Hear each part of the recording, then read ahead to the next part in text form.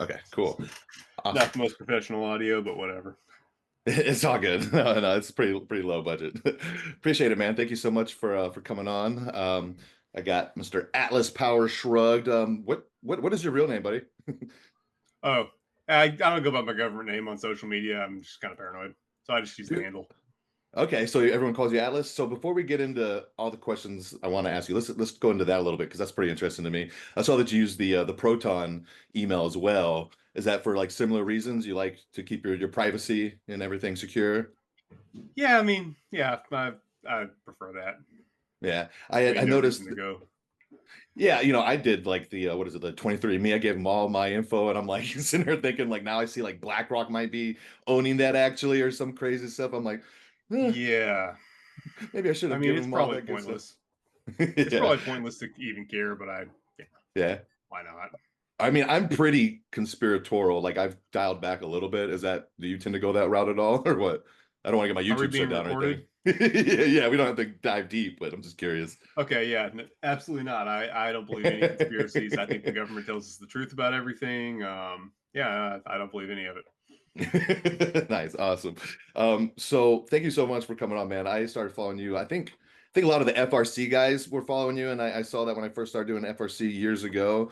Um, how did you really first start getting into lifting, and what did your lifting kind of look like before you morphed into what you do now? Well, yeah, first of all, thanks for having me on. I've been like binge watching your stuff recently. Oh, thanks.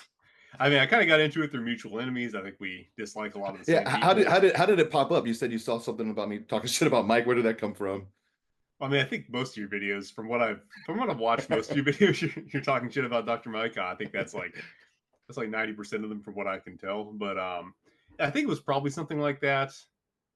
Honestly, I don't even remember what I first saw, Yeah, but then I started looking and then I got interested because I've been realizing lately through you and a couple other people. I had always thought that biomechanics was just basically a subset of science based. So when I would see yeah. biomechanics, I'd be like, okay, this is sorry, I'm a millennial. I now lack vocabulary to use to describe a lot of things in the current world that are surprisingly common in the current world. My upbringing did not equip me to have alternatives for how to describe some of these things.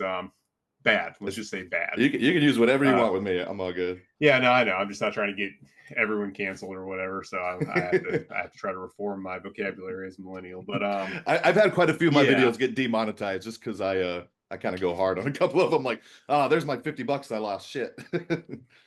yeah. But yeah, I mean, you can imagine like if you just look at the most popular influencers that you see talking about biomechanics, you might just see it as a subset of science based, which is just trash. And like you see someone talking about biomechanics, you immediately think they're stupid. I mean, I hate to say it, but that was my reaction just because I was lumping it in together. It's like Yeah. that's what I see. That's what science based is. So I assume biomechanics is like that too. I'm realizing through you and a couple other people that's absolutely not true. I'm getting interested because hey, I mean, actually trying to get exercise better and trying to learn how to do it as well as possible. I mean, that's great. I just like I said, I didn't see. I was not seeing. Like I said, I was painting with too broad a brush and just kind of dismissing Yeah. something based on what I saw from popular influencers, unfortunately. So Well, that's yeah.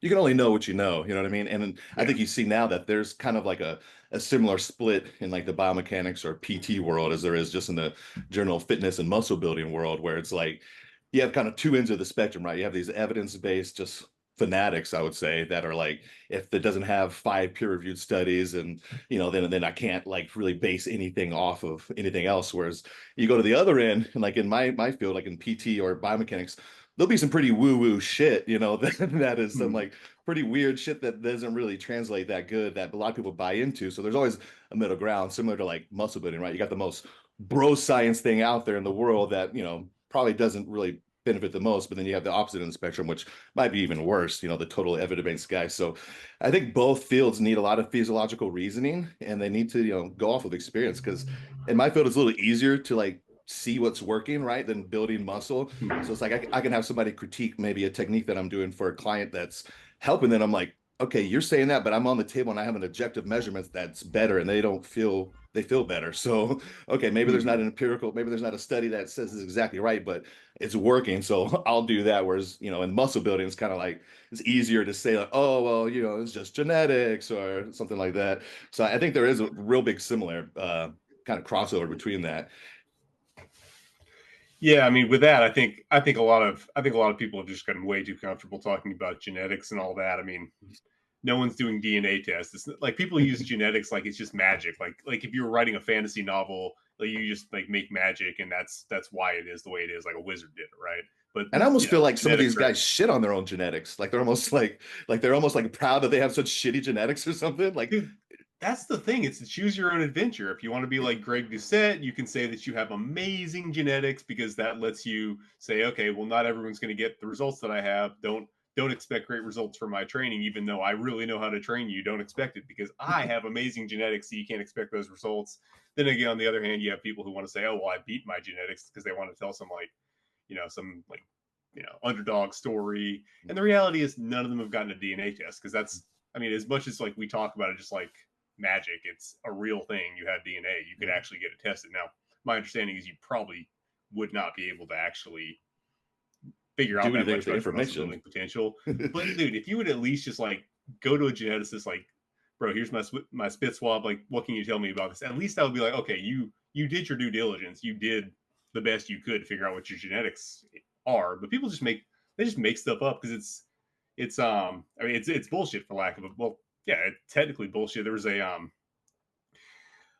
forget what the guy's name one of the a philosopher actually wrote a book called On Bullshit, kind of defining what bullshit Oh is. yeah, And it's yeah. not a lie. Like you're telling something that's a lie, that's not true. You know what the truth is, and you're telling the opposite. Bullshit is where you're just like saying something because it sounds good, and you don't think anyone's going to call you on it. And you don't care whether it's true or not. There's actually, yeah, I had the book, but my 2-year-old just really liked it because it's small, and so she kind of tore it up. But it's actually a really good read. And that's exactly what genetics is. It's literally bullshit in the philosophical sense. Yeah, and it's Not like that I not that feel it, I'm not that I'm saying it doesn't matter. I'm just saying we oh have yeah, no way of like okay. you're talking about something you have no way of testing, so you can just say whatever you want. No one can really call you on it. Sorry, Coach Greg, you actually have average genetics. You don't have amazing genetics, or maybe you have like good genetics for some things and bad genetics for other things, because that's probably what it is close to anyway. Bullshitters. Yeah, and I noticed I feel like a lot of the evidence-based crowd, and again, like I mean, everyone evidence-based isn't a bad thing, right? It's when you become cult-like following and then you realize, okay, this is just like a little tool for us to have and to think about. We don't base everything off of this. Usually it's untrained individuals. I mean, I'm not a Hmm. big fan of studies, like really, of using that to Yeah, base everything off of. And what I seem to notice, and I've seen you talk about this, and I think it was, if I remember right, I think you wrote a post about I think it was about Mike Mincer, and I feel like this applies to the evidence-based crowd. I don't remember what your exact term was, but you had one of your cool little terms that you use for people, and it's basically people that are like maybe a little bit above average intelligence, kind of want to feel like they midwit, midwit. I like that. Yeah, midwits. Yeah, that's it exactly. So maybe do you think that applies to this evidence-based crowd that's really pushing it? And oh, maybe you can explain that a little bit. 100%.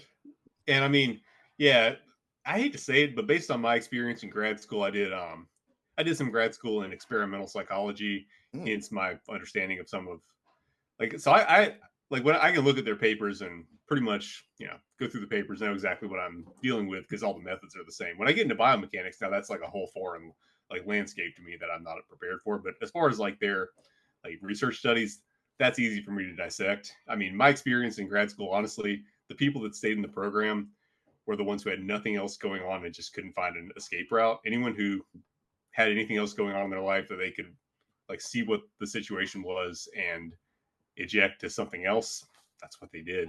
I mean, I went to conferences. It was like you could definitely tell that it was like the people that made it their thing were the ones who kind of had to because they didn't have anything else to make their thing. So it was definitely the more talented individuals tended to jump ship. Not to say they're all like that, but Yeah. that's definitely something that happens in the modern sciences. And yeah, I mean that's you have to be just smart enough to like be able to understand the material and actually do the work, but not smart enough to have like excess capacity to actually start looking at it and being like, this is a dumpster fire. Like, I need to get the hell out of here. You know, I mean, I was in experimental psych at the time the replication crisis broke in psychology. This is probably going to bore some people, but it's about to get, there's about to be a little bit of a good story. What kicked that off was a psychologist by the name of Daryl Bem, a real famous guy. I'd seen him in a lot of the textbooks in undergrad. Ended up getting a study published where he was literally trying to say that he was showing psychic powers. He was like trying to say like people were like predicting the future, like they were psychically predicting like I think some number that was going to get generated randomly on a computer or something. It was like some nonsense, right? And he got it published in the most prestigious like psychology journal and social psych, just based off, you know, being a big name and no one wanted to like push back on him, right? See a lot of that parallels. Kind of like you might see with a certain Brad Schoenfeld getting not double blinding his freaking studies, which like coming from, and now psychology is okay. So like I talked about the replication crisis, and I think what we found is like over half of the studies don't replicate. And just based on the publish or perish system, I would imagine a lot of people are honestly just completely making up their data because, dude, like for those who don't know how tenure works, you apply for a tenure track position. You have to publish a certain number of papers in addition to a bunch of other junk. And at the end of 7 years, you get reviewed for tenure. If you don't get tenure, you're fired. And not only that, you're probably going to have a hard time getting a job anywhere else in your chosen field that you've invested a lot in. You've got student loans. There's probably only one university in most towns, so you're probably gonna have to completely leave your town. Like maybe you have kids or something at home. Like you are absolutely fucked if you don't get tenure. So and you have to publish like ridiculous amount of stuff, and you can't just like do good research and like, oh, that didn't work out. Oh well, I guess my hypothesis didn't work. No, that doesn't work. You have to get the findings you wanted. It has to be interesting, novel, like cool, woo, you know, or the papers are gonna be like, okay, this is boring. Like you would think that scientists could just do good, boring work, but that doesn't actually work. So, dude, I'm thinking a lot of people are just making shit up. And I mean, I don't blame them, dude. Like, if you're like kids' whole house and everything like depends on you getting that stuff together. I mean, it's already come out that a lot of stuff has been fake, but I think there's probably way more than people realize just because of the pressure these people are under. I don't blame them. I do the same thing. I mean, it's rough, right? Where was I going? So anyway, psychology is fake. Like a lot of psychology is fake, but at least they make it look good on paper, right? At least like if you read the paper, they're sticklers on the methods. Like everything's gonna have, unless you're Daryl Bem, a big shot or whatever. But if you're somebody who's trying to make a name for yourself, they're sticklers. They'll tear you apart on the methods. They don't care if you actually did the experiment or not. If you just made up that you did the experiment, that's cool. No one's ever gonna ask for your data set. I actually was part of the replication project, and I had to go ask people for the data sets, and they got real surprised by that. Did not like that much at all. But yeah, I mean, but you have to make it look good on paper. Then you come to like exercise studies, and it's just like, bro, this is a clown show. Like this, like, do you have did monkeys and lab goats run this study? Like, you're not following any of the most basic rules. Like, you think it's okay to just randomly not double blind a study because it's not convenient? Oh yeah, you know, you can trust me, bro. Like, no, like, and again, like, I'm calling psychology a reputable science by comparison, which is really sad because obviously, like, yeah, none of this stuff replicates. Even some of the big stuff, like from the past, is now, you know, there's a lot of doubt on it. But anyway, yeah, I mean, you see studies of like 9.5 people. I tutored statistics during the grad program. You like it. You can do anything with stats.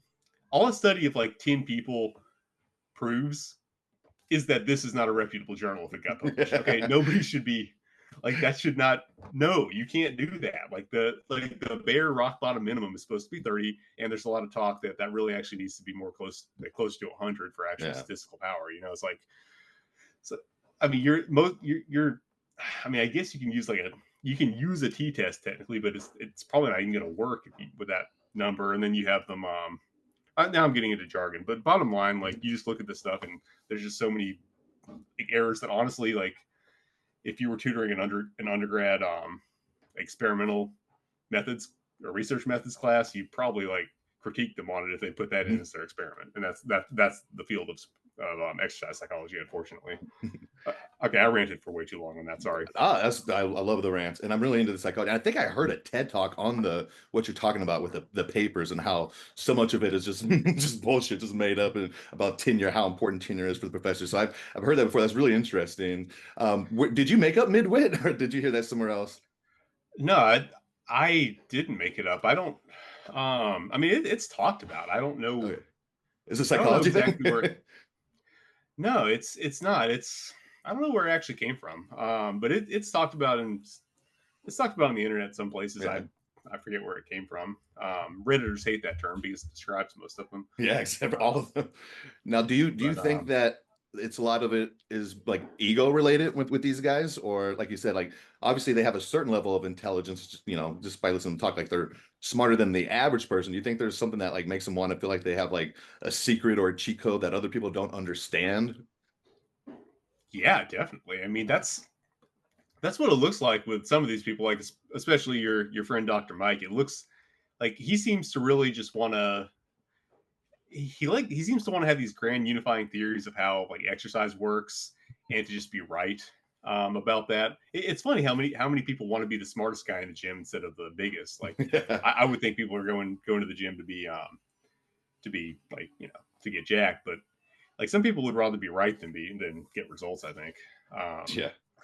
the problem comes into play when you can just even if you're wrong, you can still just inject something and get the results anyway. Although the result isn't always the most appealing. But yeah, I So think yeah. I mean, with him, I mean, with Dr. Mike, his thing is it's really slow, controlled form. Always the long ranges, always like exaggerating everything. He's been getting a lot of flack with like the technique cyborg stuff, just like this, people using paperweights with super controlled form. yeah, And I mean, that's the correct execution on some exercises, I would say, but it's entirely the wrong way to execute some others. And yeah. he like I think you're going to have a hard time like making a grand unifying theory work that makes you feel like I've got it all figured out. This is the way exercise is done. I mean, to me personally, my philosophy is like, let's explore the exercise or the muscle group or whatever and see what responds best to it. You may not, like for example, you want to make lengthened partials your grand unifying theory. You're going to have a hard time applying that, for example, with side delts. Not that Yeah. you can't get them stretched, but it's not going Uh, to work quite as well there as certain other body parts that lend themselves to it more. You know what I mean? and I see people doing these lengthened ones, and it's, side delts aren't even really doing anything the first 10, 20, 30 degrees, So, Personally, I think side delts need more. Honestly, the opposite end, shortened. I Jordan, think. me too. Yeah, me too. I mean, I think what's. I mean, I could be. You know, this isn't scientifically proven, obviously, but I think a big part of why um, earlier eras didn't suffer from the whole natties can't build big delts thing is because they were doing a lot of shortened partials in that overhead position where the side delt's very active. It's lifting a very heavy weight, heavy overload, stabilizing all that stuff. Whether it be push press, jerks, all the old school silver guys were doing Olympic lifts, all kind of good stuff like that. Unilateral overhead stuff. I think a lot of heavy overhead work just seems to work well for side delts. I certainly feel it there. I certainly get the DOMs there, and obviously it's not scientifically proven, but now that we have now that the meta is basically the only thing you can do is lateral raises, and I guess you could do an overhead press, but that's kind of stupid because overhead press isn't actually a good delt exercise. All it does is front delts. And then we wonder why. Then now we have these myths developing that, oh well, naturals can't build big delts, and if somebody's got big delts, he must be on steroids. Well, it's because steroids are the only way that most people know how to build them. But maybe if you don't follow these grand unifying theories, oh, you can't use momentum. You can't. A push press isn't enough. You can't use that for hypertrophy. You'd never. Uh, Who would be able to build muscle off a push press? Well, I don't know. Maybe you can. Maybe that's important. I see, I've been working out in gyms since I was 16, since I could drive, right? So that's 20, 21 years. And like, I literally have just seen the shift in the gym culture from meathead bros, kind of like doing the too short range and, looking all fucked up. And now I see the exaggerated opposite. At least those bros had some size. These kids are like small and skinny. They're doing these huge, like presses where the ribs are pointing all the way up to the ceiling. You don't see any protraction. And again, it's just the load is so low. Like I don't know how you really expect to build tissue, even if you're getting a good stretch. What do you think are kind of the main like negatives that have come into the industry from the kind of overly focused kind of nature on this evidence-based stuff? I mean, it kind of to be honest, it kind of simplifies everything down. Like, what's funny to me is one of the big criticisms, one of the most, I would say, ignorant criticisms of the science based thing is that oh, you guys are overcomplicating it. Just lift. No, they're actually oversimplifying things. They're like they Yeah. only have a limited number of studies to go from. They probably don't even know. I mean, most of them just breed one or two and like base their whole personalities off of it, and then and so they simplify everything. They're kind of only using the stuff that they have good studies on. Not all of them do that.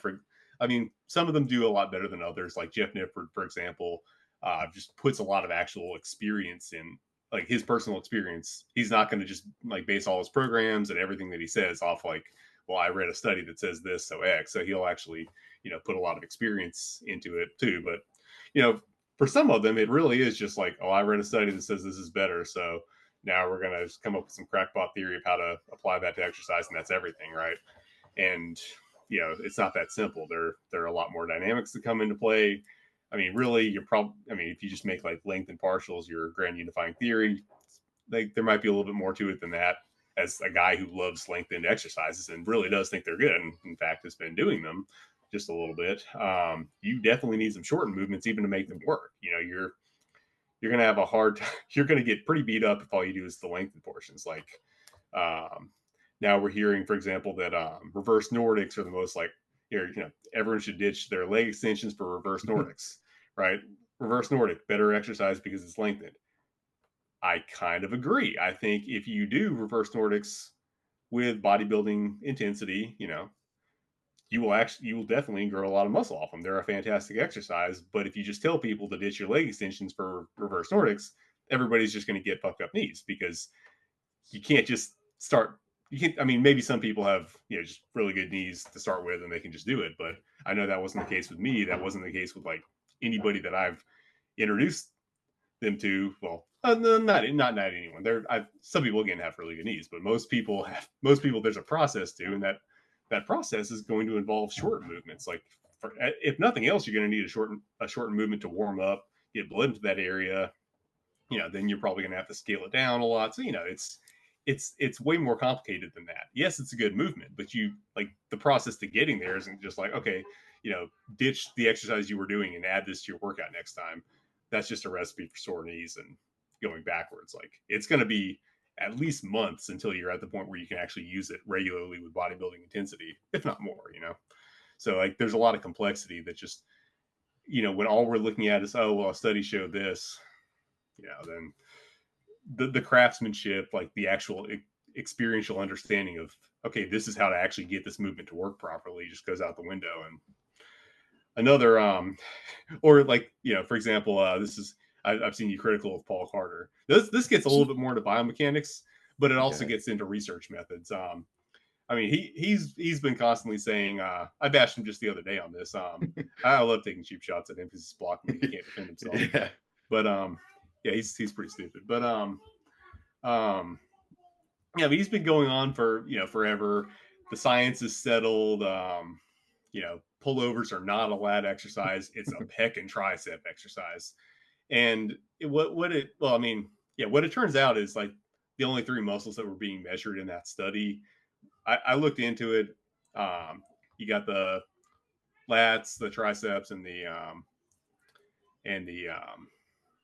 pecs. Right. So those are the three being measured, and then they were using a form that would probably be a little bit more, that would bias towards the pecs a little bit more. But what they weren't even measuring at all, they didn't have any electrodes in the teres major, which is going to be the primary. No. I mean, that's going to be the prime mover. The lats, pecs, triceps are all going to be secondary. So okay, you leave out the prime mover, which most people kind of roll into lats anyway. I mean, bros like roll teres majors in the lats. I mean, technically it's different, but it's Yeah. continuous. It's on the back. So I mean, even with the jacked up form that they're using, which just like lying flat Whoa, on a okay. bench, I think it's. I mean, it's if you're trying to make pullovers a back exercise, it's terrible form. That's not how you So do they it. weren't bridged. They were just like on flat No, on the okay. no. They were just lying Yeah. flat, Yeah. like not how you would actually do a pullover if you wanted to make it a back exercise. Yeah. But even so, like if you'd put electrodes in the teres majors, you would have seen that it is in Oh fact yeah. a teres major exercise. So it's still a back exercise. It's just not biasing towards lats. But then you have idiot Paul just like repeating just in such his exasperated tone Paul drives me nuts, man. that it's like, but yeah, and your whole opinion is based on limitations of the study you're quoting. You can make arguments about lats not having leverage in that position. I think that's just because people aren't doing it right. I think with enough extension, and then especially if you get into variations like where you're in spinal extension and like laying off of a bench so that you're kind of changing the angle a little bit more to decline and also just putting the Yeah. lats under more stretch to begin with. You do get like you're not having to go all the way completely overhead to put your lats in maximal stretch. So you're actually in a range where they can't act on it. So I still think it is a lat exercise, For but it's sure. totally a teres major exercise, Yeah. which is like I mean, people overlook it, but it looks like part of the lats. And it actually looks really sick if it's developed. Yeah. You get a weird little bump there. That's Yeah, I like it. Yeah, we talked about this, me and GVS actually when he was on, and like, yeah, Paul, a lot of what Paul's issues are too is like he's so fucked up, like like axial skeleton wise in his body that like his lats are so shortened, he's probably not able to get lengthened tension on them past a certain angle at all. So he hmm. probably doesn't fill his lats, but it's like he's on like the very far end of like fucked up with his body. Like most people, they're Yeah. gonna connect to their lats a little bit. Like just because you don't have the best leverage for it doesn't mean it's not working, but it means you're not going to feel it that good and you're not going to get the most out of it. So I've seen you. I've seen you kind of like have not be afraid to go after a couple people. So you've talked about Paul. You guys, what did he block you for? I know it doesn't take much. What did you get blocked for? Dude. Well, I mean, it's already, well, I've got blocked. I mean, obviously, you like pretty much you interact with him, you get blocked. So I mean, he blocked me like years ago, but then periodically, if I say things about him, he'll like unblock me, talk to himself in my DMs. I haven't read them, but I think it's just funny to collect. Like, I've got, let me see if I can. Yeah, I haven't opened them, but there's I do have a little collection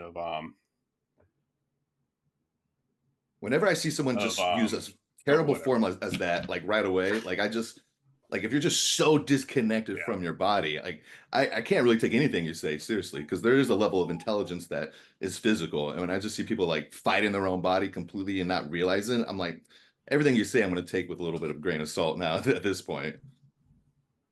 So Yeah, you don't remember what he blocked you for? So I've seen you go at him. I think I said something about like steroids playing a role in something Yeah. he was saying, but I forget what it was. Then yeah, he claimed I do remember it, as a part of it. He claimed that he retroactively claimed that he'd been natty for the last 7 years.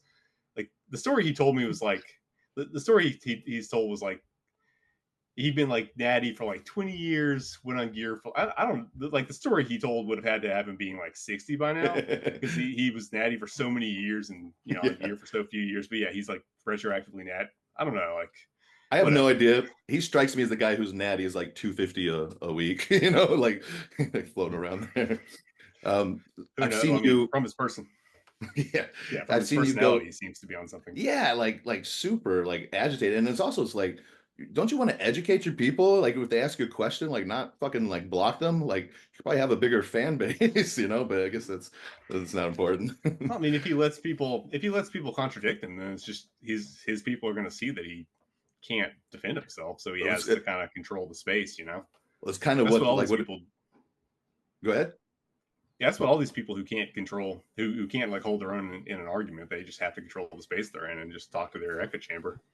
Yeah, with Paul, I think it's gotten to the point where it's almost like the Streisand effect, right? Like so many people have heard about him just blocking people and getting rid of people right away that you're kind of like, okay, well, why can't you have a discussion? Maybe you aren't that solid with your info. If you aren't open to any kind of discussion, you automatically just block people. Like that was the first thing I heard when people were telling me to check him out. So Yeah, I don't know. He's probably, I think you saw where I had like my Mount Rushmore of shitty influences and he's right up yeah. there.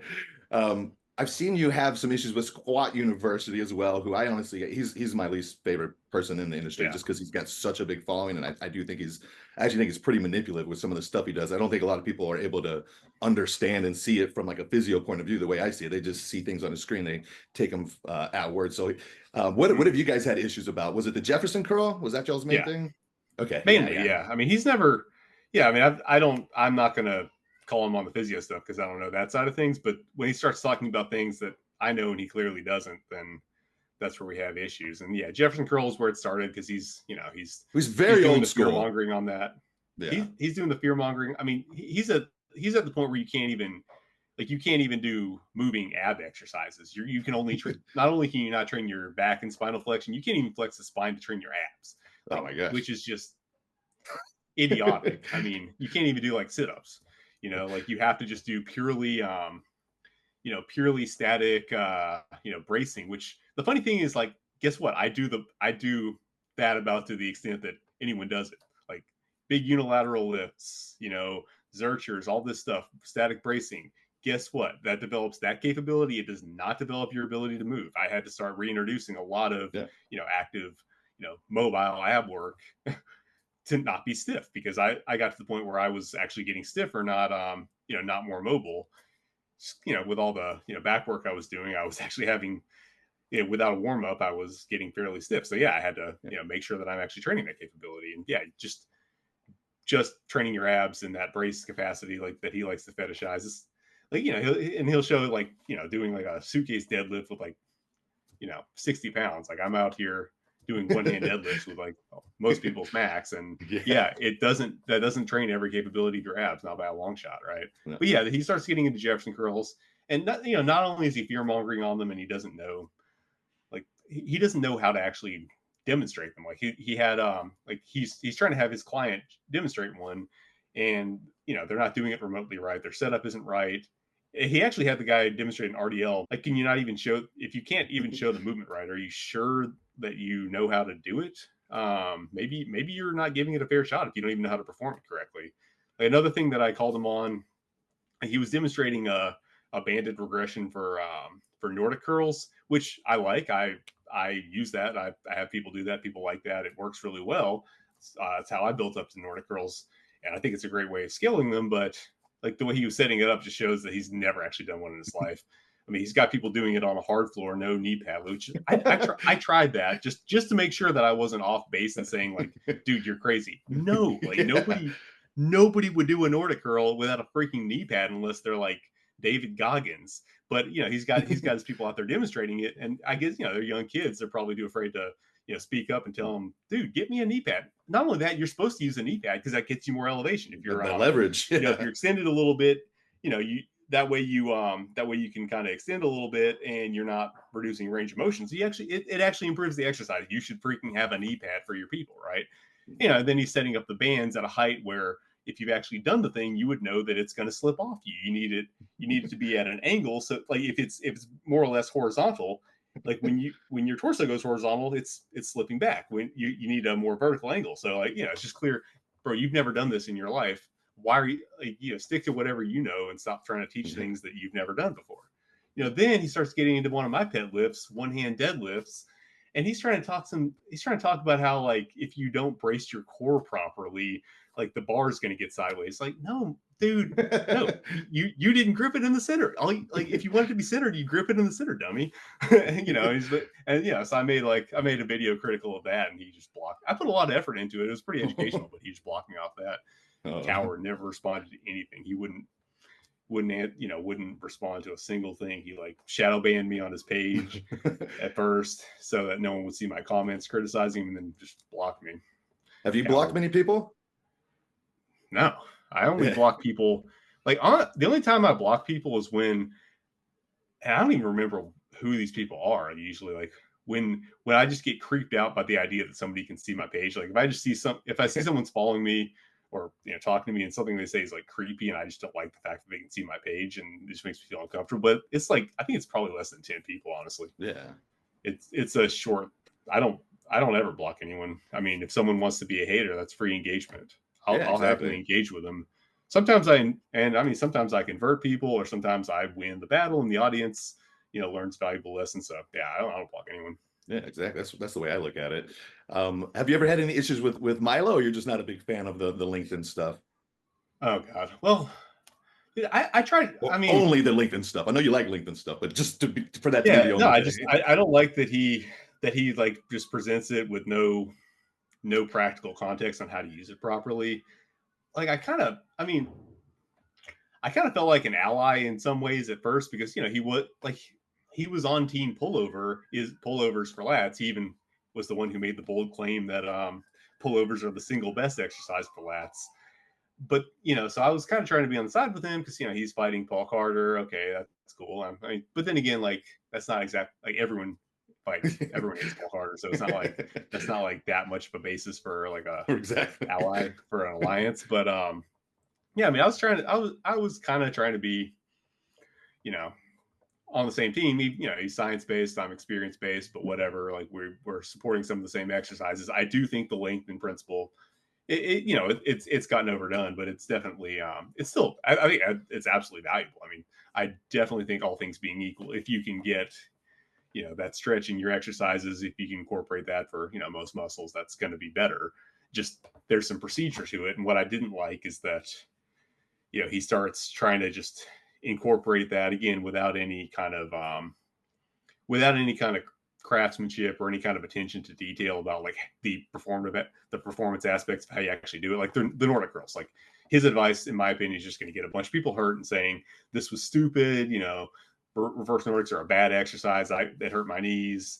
I'm not doing them anymore. All that, How does he advise them? lengthened stuff is stupid. What's that? He just advises to just do like the partial on that, or what? No, he just says, just stop doing, stop doing your leg extensions and just sub them with Oh, reverse Nordics. yeah. And it's like, come on, dude, like, that's not viable. No. Um, I mean, that'll work for like some percentage of the population, maybe. That's not going to work for most people. There's a procedure that you need to go through to get your knees to the point where that can work for most people. Like pullovers, even his pullovers that we're kind of on the same page, but then you look at his form, and he's using the same trash, like, pullover technique that he's saying is the best exercise for lats, but like, his way of doing it doesn't even really hit the lats. Yeah. It's so there's like, I feel like he's making, honestly, some of the stuff that I think is actually quite good look bad. Yeah. So I could totally see that. at that point, I've been kind of critical. I started getting more and more critical of him, and then he just kind of ignores it. Like, we used to talk a little bit, and because we were kind of on the same side as far as like pullovers and whatnot. But then every time I give him some criticism, which isn't even necessarily like super harsh, it's just like, hey, this is a Yeah. good exercise, but like, let's make sure we're giving the context so that people can do it safely. And no response, just ignore. It's a Go bummer. cozy up to Dr. Mike. And then Yeah, no recently, question. and then, yeah, he's been putting out like dumber and dumber takes. So I saw something the other day where he was like citing some study. He was basically saying that a pound a week is as little as is probably the maximum you can lose of fat without losing muscle. And for the general population, that's just idiotic. I looked at the study he was citing. It didn't say anything like that whatsoever. It wasn't it was obviously using lean body mass, not muscle tissue. There's no reason to think, even from the study, that anyone was losing muscle tissue. And in fact, like, there's plenty of evidence that that's not really a big concern until you get to sub 10% body fat for men. I don't know what it is for women. I don't really, but right. I mean, obviously, once you start dieting down to like crazy low percentages, you are probably going to lose muscle. But if you're resistance training, no one's losing muscle at like gen pop body fat percentages, unless like something's crazy going on with them. It's just a misrepresentation of the data. That's, yeah. Honestly, anyone who's claiming to be a science communicator should know way better than that. People are Well, then way then too he'll scared call of out muscle loss. then he'll call out Paul Carter for doing the same thing, just from a different Mm-hmm. perspective. Yeah, That's what I just thought was one so is funny. yeah, one's on trend, one's skinny. But I have a hard time telling. I have a hard time telling with him, because he's like one time I'll look at him, he's super skinny, and then one time I'll look at him, he looks jacked. But I think it's maybe either Who's lighting that, or Milo, photoshops. or I don't know. you Yeah, talking about Milo. Milo? I have Yeah. never seen him look super jacked. It's just that goon lighting for sure. You got a couple of really good Yeah. goon lighting shots in there. So I've also seen someone requested that I cover Angus Bradley, and so I was covering Oh him. gosh. And then and Angus, I was pretty on board with everything. I really like his stuff. There was only like one or two little things I was slightly disagree with, but then I saw you guys had something. Was that just in good fun, or what was that? Like a No, physique thing? I mean, no, no, it wasn't. Well, I mean, yeah, we were cool for a while, but I mean, basically, a bunch of guys were just like going in really hard on knees over toes guy and just like hating on tib raises every day. And I don't like, okay, if you personally hate Ben Patrick, whatever, like just say I hate Ben Patrick and call it a day. That like you don't have to like everybody, but if you're gonna bash like everything that he's ever done, guess what? I happen to think a lot of this stuff is valuable, and you're gonna bash the whole exercise just because you don't like the guy who popularized it. That's stupid. Tib raises are very helpful for a lot of people. Hell, the tibialis muscle looks cool when it's developed. And it, as much as people, some of the haters want to dismiss it, like it's probably on our bodies for a reason. It probably does something, and it might not be such a bad thing to develop anyway. Yeah, so I was a little bit critical of that, and he just got mad that I was going in his comment section and like criticizing him. Which, like, dude, you're criticizing someone else. I can't come in your comments and push back on you. It just kind of like spazzed out and kept wanting to challenge me to debates and stuff. And yeah, it's just I kind of me being critical of him in comments is just spiraled out of control, and he just got really, really So why did he yeah. make the post comparing your physiques? Because I mean, That was you look dumb. better. Yeah, no, I Yeah. was shocked by that, honestly, that was where What he was the point? chose to go with it. I don't know. I think he was trying to say that I'm not that big because he got his body weight up to like not where mine was after literally 6 days of not eating. So we had my body weight was only 6 pounds higher than his after 6 days of not eating. So I guess I'm not that much bigger. Because I mean, I at some point I did make fun of how skinny his arms are because his arms are skinny, and I'm not usually one to talk, but in that case, like, sorry, Yeah, I am. just fucking. I mean, his arms are extremely skinny. But I mean, I was actually trying to keep it fairly professional. Oh yeah, we got an argument on his page because I think he was calling me a hypocrite or something for saying that it's important to start out like these in range movements very slowly and gently. He was trying to say that I guess I think I was we were talking about Jefferson curl, and I was talking about how I started out really slowly, starting out with like the empty bar and progressing extremely, extremely slowly from like 2020 on to now. Like, and I didn't start lifting like really, heavy weights in that exercise until like fairly recently, like last couple of years. And he's like trying to call me out as like a liar. And I was like not getting it because that's legit what I did. And then and then he posted a story a screenshot of me doing a Zercher deadlift in 2020. I'm like, bro, you're like you don't know there's a difference between those two. And then he's like, whatever, it's spinal flexion. It's like, no, motherfucker, it's not spinal flexion. Like that like plenty of people can probably do a 315 Zercher deadlift on their first try fairly safely. I'm not recommending it, but it's Plenty of definitely people ain't doing that, bro. You got a skewed skewed view. well, no, You're a I mean, fucking I've monster. seen, okay, okay, but it's But not, it's it's easier. It's not much that, easier. Yeah.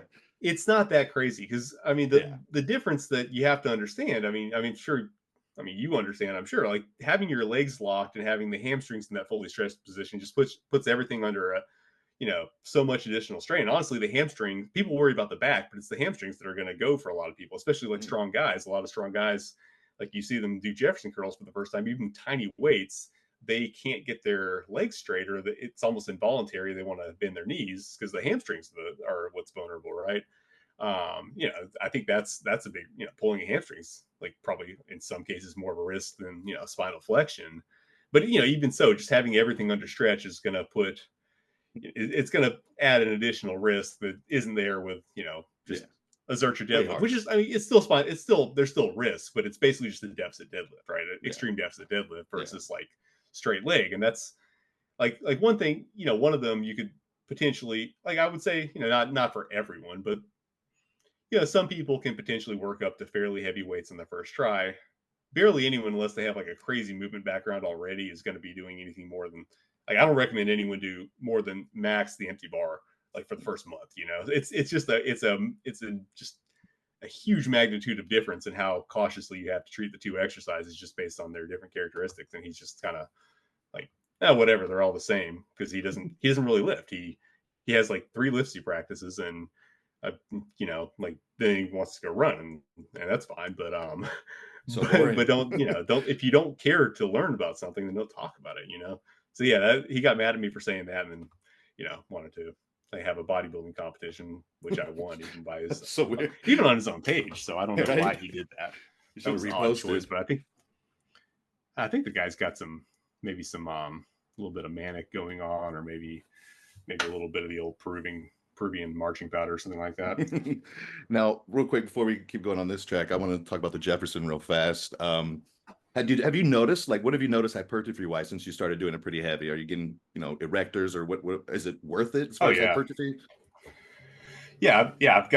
I've made a massive difference in terms of erector development. I mean, I have a more detailed back at the top of my bulk now than I used to at the bottom of cuts. I mean, as far as like spinal erectors, it's tremendous. I would venture to say it's it's probably one of the best developers there is out there. If you can do it safely, and I mean, even with fairly light weights, you'll get some noticeable development. But then when you get to kind of more, like what you might call like bodybuilding intensities, going closer to like technical failure. Obviously, you're not trying to go to like complete and total like burnout failure on something like this. But as you get a little bit closer to technical failure, you really, you really notice a huge difference. I mean, I think it's one of, if not the best developers. The only issue is there's a good little adaptation period that I think everyone needs to go through before you can really, you can't just throw it in your workout routine. Like you need to start really light. I mean, a lot of guys have to go down to like 20 pounds or something to even be able to do the movement correctly, and then I think you need to ramp up really slowly. So even then, you'll build muscle even with fairly light weights, but it does take an adaptation period to get to that kind of intensity. But yeah, it's for what it does, it's fantastic. And then obviously, hamstrings, glutes, just range of motion benefits as well. Did you do any like specific components of it to get better at it? Like any like extreme straight like hip flexion, spinal segmentation, or is it more just gradually progressing the Yeah, Jefferson? I mean, at first I started just going with Jefferson, and what ended up happening at a certain point was I was just increasing weight. I built muscle, increased weight, but at a certain point the Jefferson just the range of motion stuff stayed where it was. But then when I started working with Lucas from Range of Strength Oh yeah, and he's doing good. a bunch of more specific programming, I was able to extend the range a lot more and make it look real pretty. Because before I had trouble like fully getting that low back to round out properly. Had trouble hinging as much at the hips and all that. Obviously lengthening the hamstrings and all that stuff. So yeah, I definitely broke it down into components. I mean, I think to master it, you definitely have to do that. But as just kind of like a bang for your buck thing to throw into somebody's program, it does a lot by itself. Yeah, anytime I've gone to 185, I just fucked. So it's like, I think I've tried to progress like a little too fast. I keep wanting to have Jeffersons in my arsenal. I think they're good, I like them, but it's like if I'm not perfect, I get like it's like not even like a bad thing. It's like, oh shit, now I'm a little weird. I got to deal with this little weirdness now, and it's gonna like I'm gonna be thinking about doing other stuff. So I haven't done Jeffersons in a couple years, but I'd like to try to bring them back, if for nothing else than mobility wise. And I Yeah, know how man. like it's kind of an effort thing. Like it's a lot for me to go into to get my mobility to feel really good to do heavy Jeffersons, and it's kind of like time. But I think I'll do what you were saying. Just kind of loading it light and just letting it go from there. I mean, I forget my exact progression, but I think it was. I mean, yeah. I mean, I was doing the empty bar for at least a month, and then progressing like adding 5 pounds here and there. Because like at that time, you weren't seeing anybody doing this heavy. It was like it was seen as a very light mobility movement. I had no idea you could go heavy. Now I've since learned the silver era guys just called it a stiff leg deadlift, and they went. I'm not saying they went heavy, but they did decent poundages. But I didn't know that at the time because they didn't call it that back then. But so I thought of it as kind of a light mobility exercise. So I wasn't trying to push the weight. It may have been a year, not too close, not too far from it before I hit 135. I would possibly. I'm the timelines. It's a little bit hard to get the exact timeline now Yeah. because I didn't. I could probably look it up on my Instagram maybe, but bottom line, it took a long time to even get to 135, and I progressed pretty slowly. And then at a certain point, I felt a little bit more confident and started making bigger jumps. But I really took my time before I got to that point because I wasn't expecting, I had no expectations. I wasn't thinking I would ever do 200, let Yeah. alone 300. Yeah, and you look really good. You've got like, really good, like you don't have a hinge point in your back and stuff. Sometimes I see these people doing them, like you said, they're kind of doing a little bit too much than what they should do. And like you can see it's like all coming out of like all Hmm. fulcrum out of like one vertebrae or two vertebrae. It's not that smooth, everyone's segmenting. And sometimes you can adapt on your own, and sometimes you got, like you said, you got to put a little bit specific input in Yeah. there to get that to change. But seems like that's what most of your arguments come from, is the Jeffersons and stuff like that. Yeah. I mean, yeah, a lot of, I mean, yeah, I've argued with a lot of people over it, dude. I mean, just, I mean, I think my understanding, I'm not an expert on this. My understanding is that, I mean, a lot of this comes from Stuart McGill. From listening to him, he doesn't even seem to have to know anything or have even studied or like done anything involving actual like deliberate loaded flexion. This all seems to be coming from stuff relating to deadlifts. So I mean, it doesn't seem like it's really been studied that much, like what actually happens. My understanding is people don't. It's not fully understood to what extent the spine itself adapts. But yeah, it just seems like there's a lot of like speculation that it's bad based on stuff that happened with deadlifts that just doesn't really, but the actual exercise itself or anything just related to it has never been really studied in that way. So it's like we have plenty of anecdotal evidence that something is happening. People can clearly work up the heavy weights in this and the Jefferson or in the Zercher deadlift and just a lot of round back stuff. People can clearly adapt in some way, whatever structure's doing the adaptation, whether it's just the muscles or whether it's the spine itself, something is adapting to allow people to do these things. And it doesn't seem plausible that the people that are trying this are just these, bizarre genetic Yeah. outliers because, that would require it to either be not a normal distribution or else, you'd have some kind of like crazy variation that wouldn't make sense either, like statistically. And we get back into genetics. People are just too comfortable saying, oh, well, if you did that, it's genetics. Okay, well, no, that usually works. There's some rules involved, unless you're saying we don't have like this doesn't follow the same general normal distribution that most other lifts do. You have to account for then you have to account for why it doesn't. Like what's different about this one? Um, and if it does follow normal distribution, then you have to like the farther you rapidly reach the point where it's probably not likely that this one individual just tried this and just happened to have the genetics to be that far away from the general population. Like if you're making the case that the average man can't safely work up to like a 100 pound Jefferson curl, you're going to have to really justify some statistics to explain how anybody could do 300s. Like Yeah. either your standard deviation is going to be absolutely wild, which would then imply that there should be even more bizarre outliers. You could do like Yeah. crazy, like like 600 or something, depending on where our math is. Like, I'm getting too much into stats, but it's like you can't just use genetics to explain anything you don't like. There are more rules to it than people think. It's not just magic. Yeah, one thing that I do with a lot of my clients just to introduce some, flexion tolerance, because everyone's so extended, right? If you work out and you're just a normal bro in the gym, it's like you're all extended. Like you'll do stuff where you're extremely extended, but then you're doing an extreme spinal flexion, right? So you kind of bounce out those compressive natures. Most bodybuilders are just everyday goers in the gym. They're everything they do is a little bit retracted, a little bit extended. They really don't play with flexion at all, especially on moves like any kind of a hinge or anything like that. And so a lot of times I'll just put them against the wall or something and have them feel their spine segmenting and just have them do the negative, and I'll bring up the weight for them or something. Just get them to connect to, because a lot of that's the brain. The brain's never felt that. They're like, they feel very Mm-hmm. protective. So I think negatives are probably a really good way to start as well, starting light and then maybe go slightly heavier on just a negative, either just drop it on the ground and, pick it up normal like a deadlift, or like have somebody hand it to you. That's something I do a lot. Did you play with negatives at all? I mean, I didn't deliberately, but sometimes if I don't feel it's going to be safe to come back up, I'll definitely Yeah. just do the negative. Yeah, I mean, at that time I was pretty much just doing the straight technique. Now I've gotten into various techniques like half Jeffersons.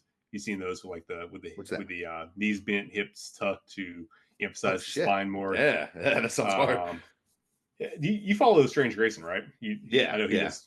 FRC. He does he does the lean. Jefferson's leaning against the wall, so you're changing the angle and you're getting more spinal flexion. You can do those knees bent or knees straight. Probably knees bent is probably safer there. Yeah, that's a great way to make it more spine. Or obviously you can do the same thing on just seated down with dumbbells. Yeah, so that's those are some variations I've done, and then just kind of the in range extension, just kind of more or less doing an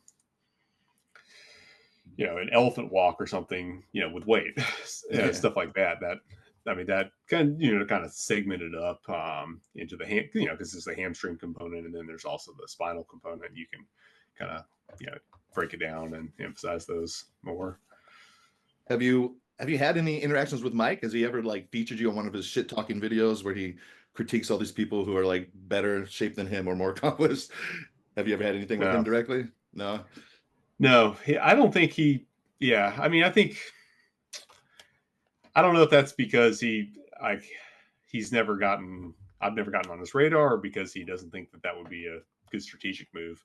Maybe that could be either one. Because I mean, I don't think I've gone after him too hard. Well, no, I haven't gone after him that hard on Instagram. I've gone after him a little bit more on YouTube, but I have like zero YouTube reach. Yeah. I mean, I haven't gone that hard on him on Instagram, so maybe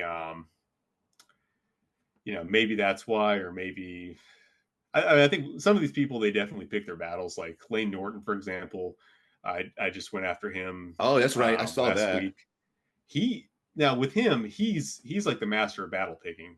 Like if he thinks he can win, he's going to come at you. So I've got plenty of DMs and like angry voice messages from him.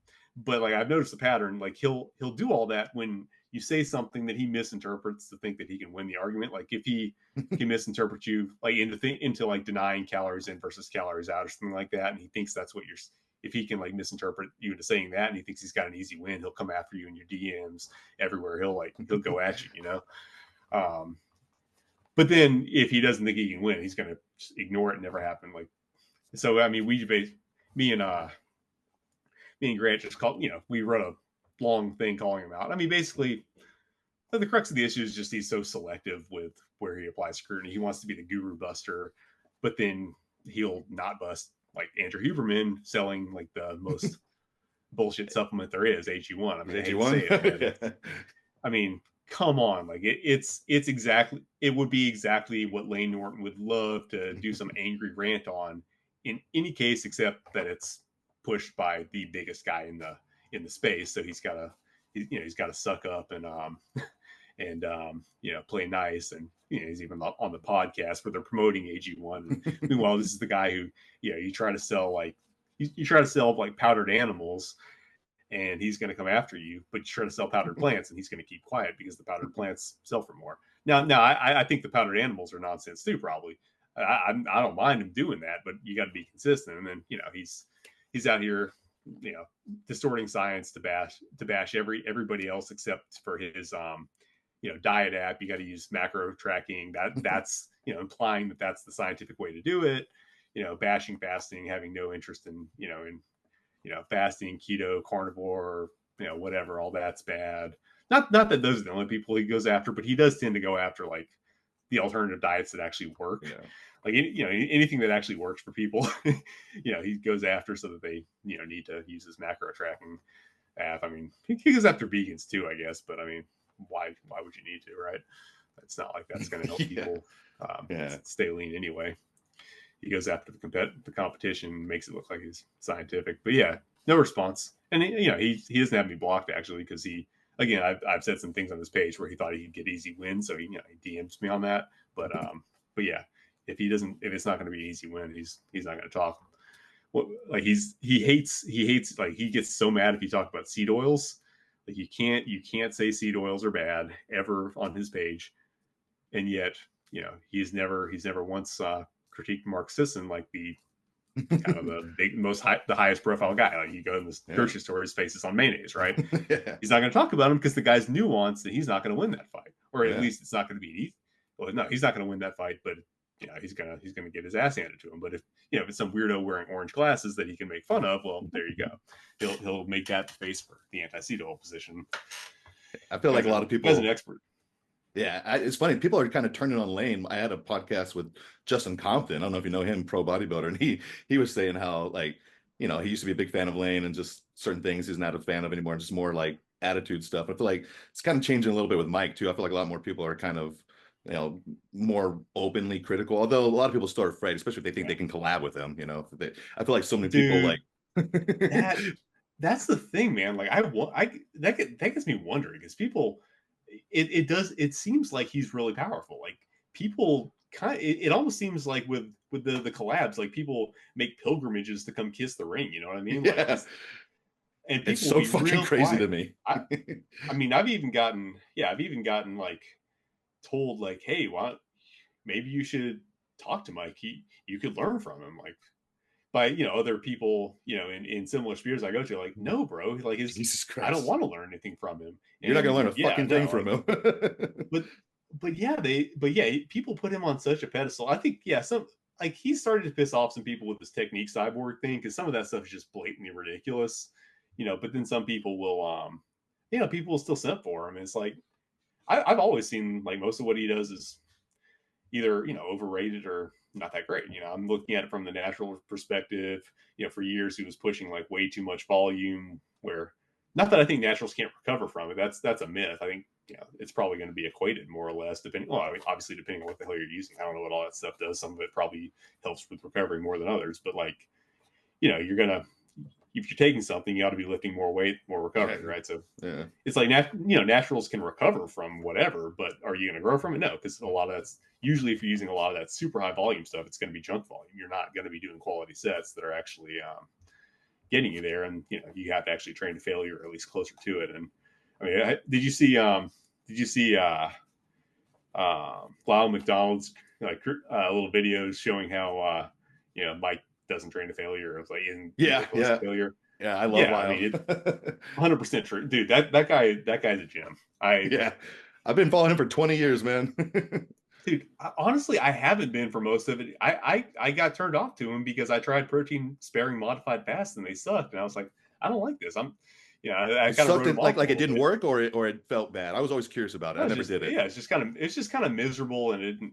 I mean, I didn't particularly like it. Yeah, Now I'm a much bigger fan of just straight up fasting. Those yeah.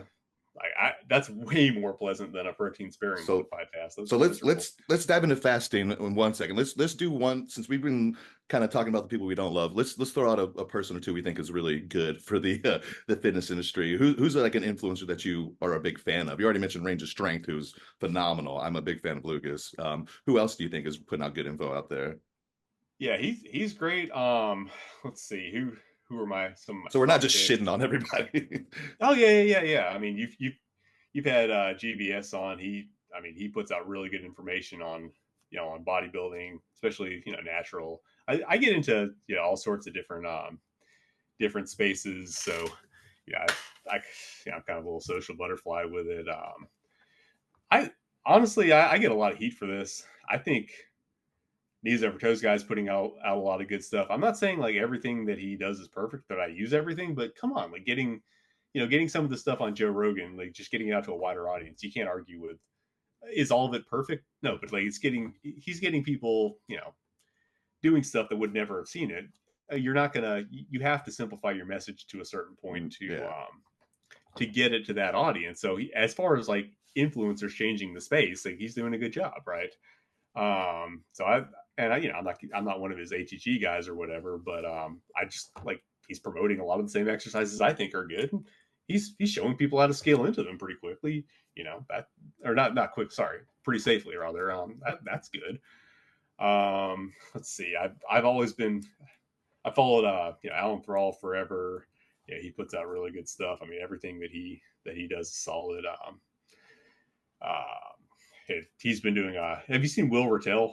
Some No, I'm not familiar with him. free, like freaky football player who just does the most insane uh, lifts and then does searcher squats and then does like basketball. He'll just like randomly do like a Olympic lift complex, and then like randomly Zercher squat like 600 pounds or whatever he does, and then What's his just name go again? like it. Will Ratel. He's Okay, more of a strength and conditioning guy, but he does that's cool. he does yeah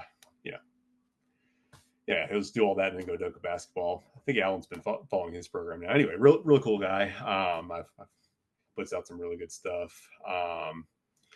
In let's see, what other spaces do I get into? Obviously, we've talked about Strange Grayson already. Yeah, it's great. Really good stuff in mobility. Yeah, there's a lot of good people that I interact with. Do you follow G Money? Just You know G Money, that he's done some yeah, work with Lucas. I actually He's met him at great. yeah, he does really good stuff. I actually met him at a seminar with Lucas in Orange County. That was a very cool guy. Oh, that's cool. And Is that what you were yeah, doing out here? That have you? You don't live out here, right? You're not in Orange County, right? no, I live in LA. Okay. Oh, you are. You're close. I didn't know that. That's cool. Yeah, Yeah. I saw you posting something at the beaches here that one time. That's when I messaged you. I think privately when I was saying to come check out the gym. G Money had come down to the gym before, and yeah, I think he's just. I think he's phenomenal. I'm surprised he's not more popular. Honestly, I think he's really, really good. I mean, popularity and being good don't seem to necessarily go hand in hand. Like you have some people that play it really well, and some people that don't. Like like there are a few people that manage to like put out good stuff and reach a wide audience, but there's so many more that Yeah. play on stupidity. Like another guy who's very big that I'm kind of working with, Eugene Teo. He does Yeah. he puts out a lot of really good stuff. Yeah. I I like Eugene.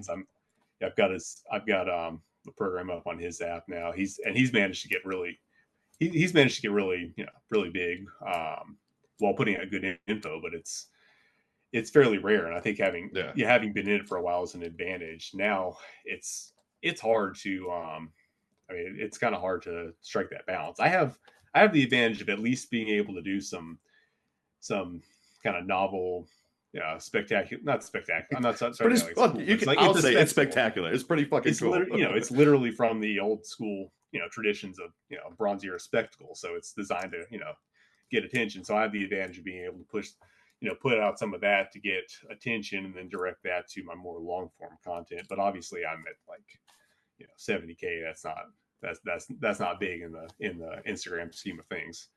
To get to like a million or so while actually putting out good content it's not impossible. And that's why I give These Overtoes guy a lot of credit. You're not going to be able to give the most complete nuanced information and reach millions of eyeballs like that. Another guy who does that part really well, Movement by David. Have you seen him? No, I'm not familiar with him. Flexible guy, does a lot of just flexibility stuff, but also calisthenics and stuff. He and actually Hampton, what's Hampton's Instagram? Whatever. Anyway, those guys do a lot of like mobility stuff and they are like David's really good at the algorithm, and he can actually he gets good information out to a large number of people. Just you have to like I've seen his style. You have to put like a lot into the video editing to actually make it like entertaining, keep people's attention. But there are ways I feel you can there's a lot of algorithm stuff that is just dishonest or just cheapens the message and just kind of makes everything suck to reach the algorithm. And then there are some techniques that you can use without screwing things over. So that's kind of a balance. I think very few people get to a really high level, but a few do. But yeah, that's kind of the thing. Everyone who reaches it's much easier to reach a big audience just by sounding confident, flashing your PhD, taking enough steroids to make your head grow like whatever. Horns. Or I don't even know if that's steroids or it's GH. What yeah. But yeah, I mean, if your cranial morphology is shifting, like, bro, like, I want my muscle building advice from somebody who's able to build muscle. You don't have to necessarily be natural, but if you can't build muscle while keeping your head looking the way it does, I don't know, man. I don't know if that's going to be applicable to me. Or if you're just on, high doses of gear, and you still kind of, don't look impressive. That's enough for me to not really take what I'm hearing very seriously. Yeah. You know, it's funny. So I've been in the fitness industry my whole life. I graduated with a finance degree in like 2008 when the world was falling apart, right? So it's like better stay as a personal trainer, and Hmm. ended up moving out here to Cali from Texas, and I was working at the Gold's Gyms, and I was running the training department. And I remember Instagram first came around, and I was like, man, this shit ain't never gonna do anything. Like, who gives a fuck what you're eating, what you're bench pressing? And then one of my trainers, he was always like posting all the time, all about it. And I was always like, dude, no one gives a fuck. And that guy, that was Bradley Martin. I ended up having to fire him. I think he's got like 4 million followers now. I'm like, Yeah. fuck, I should have jumped on with you, Brad. I should have done those filming you were wanting to do. It's funny. But I think too, like a lot of people start good. Like I never knew who Dr. Mike was. He never came on my radar because I'm just bodybuilders and physical therapists. So it took a while for him to Hmm. get into my arena. But what GVS was telling me that, the info used to be pretty solid. And as he's gotten bigger and had to like reach broader audiences, he's had to get more clickbaity and a little bit more like ridiculous in a sense. And I think that's a shame because you really don't have to have a huge audience. You have to have a loyal audience. You have to buy into what you're saying. So I don't have any desire to have 1 million followers on anything. I don't think I could ever with the kind of stuff I put out. But I think when you get like a real good crew that really buy into your stuff, that can be just as profitable, right? As having a huge following where they're Hmm. not 100% into you. Yeah. Yeah. I mean, that's, yeah. I mean, I think yeah, it all depends on, what your niche is, and yeah, how willing people are to spend on what you have. And yeah, I mean, some people with nowhere near that make, really good money. Absolutely.